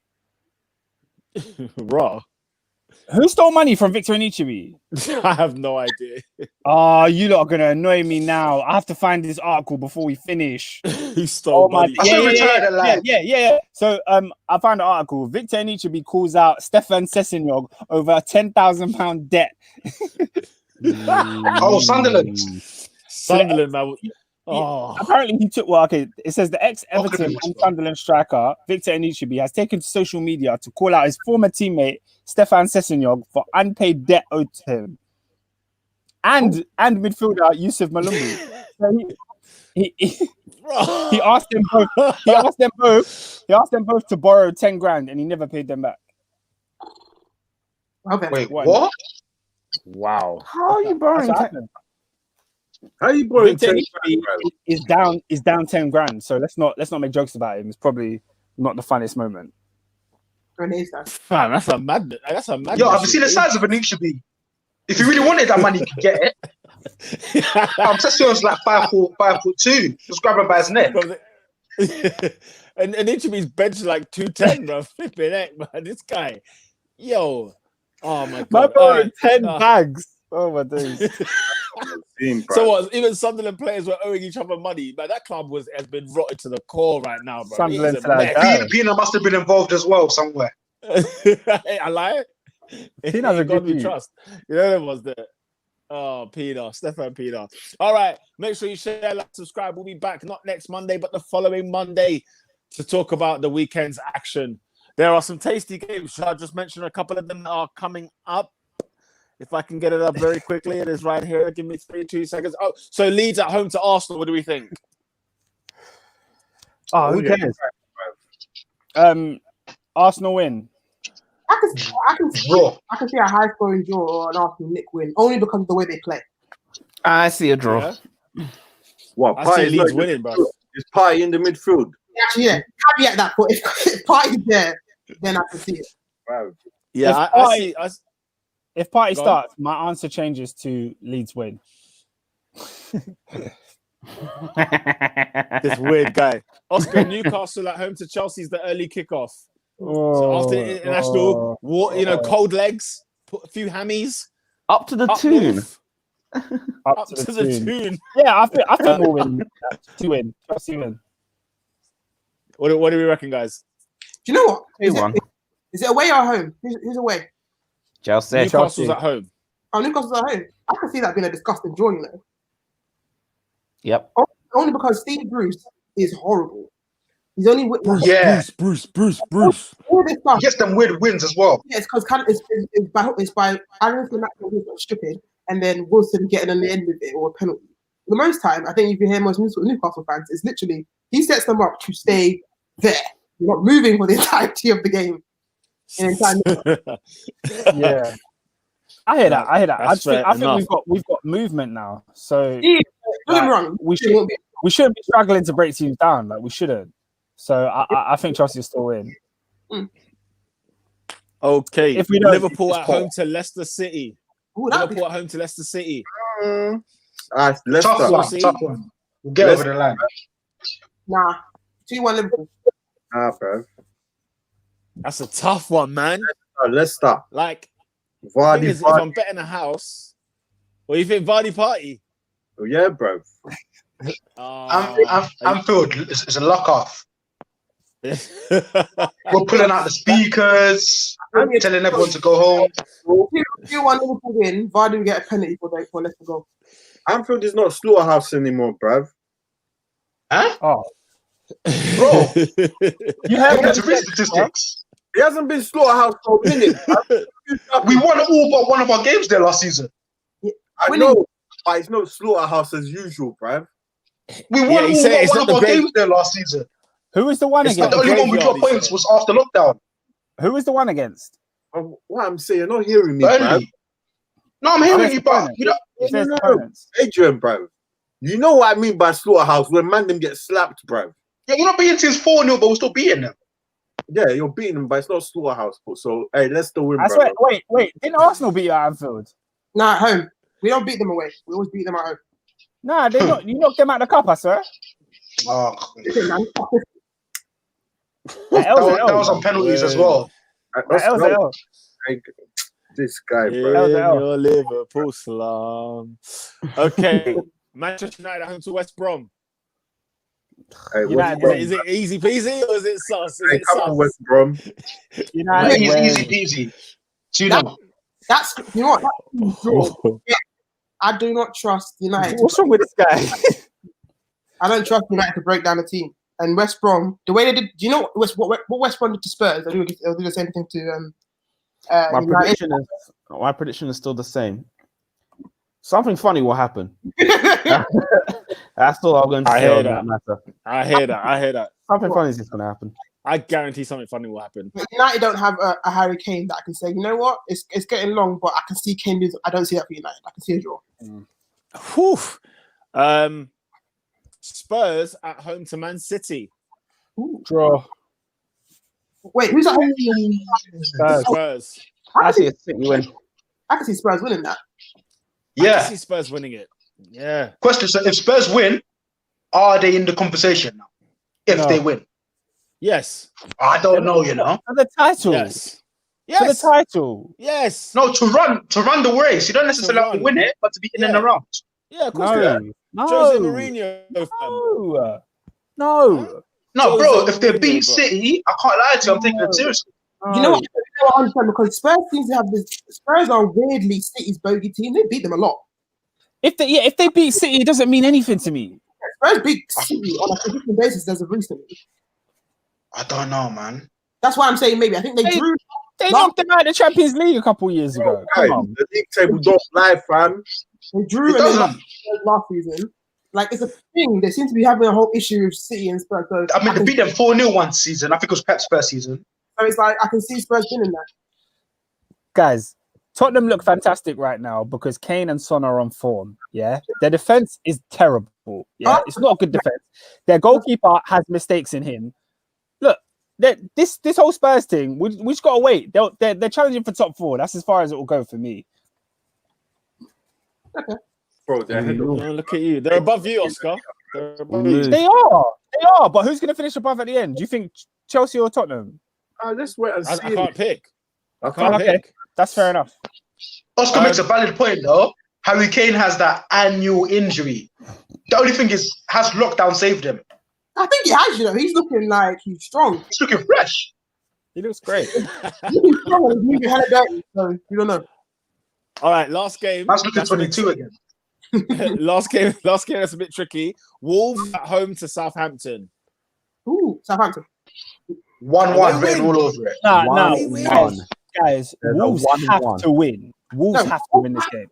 But I think Southampton, even without Ings, they still press like mad. They still, and again, like we've been saying, Wolves are a second half team. So if Southampton get their early-ish kind of goals that they keep doing, what Wolves going to do? They're not beating Wolves though. You know, Yeah, I think Wolves are going to do it. I think they're going to edge it 1-0 drab. I'm not saying it's a guarantee, but I can see Southampton winning. Fair enough. Yeah, I think Wolves will win that one. There's not going to be a lot of goals in that. Okay, that is all the predictions for that next weekend's top 4. So we'll be back on the Monday. I don't even know what date it is. It will probably be the 23rd. Monday, the 23rd of November. 8 p.m. That is ages away. Make sure you share, like, and subscribe. Big up yourselves. With that said, And Pete, peace. before you go, yeah? Yo. So I'm on Victor Nikibi's Wikipedia. I want to see like who could get the closest. So Victor Nikibi played 131 games for Everton. How many goals do you guys think he scored? I don't know. I'll give it to the closest one. 30. 131 what? 17. 131 Premier League games for Everton. How many league goals did he score? 21.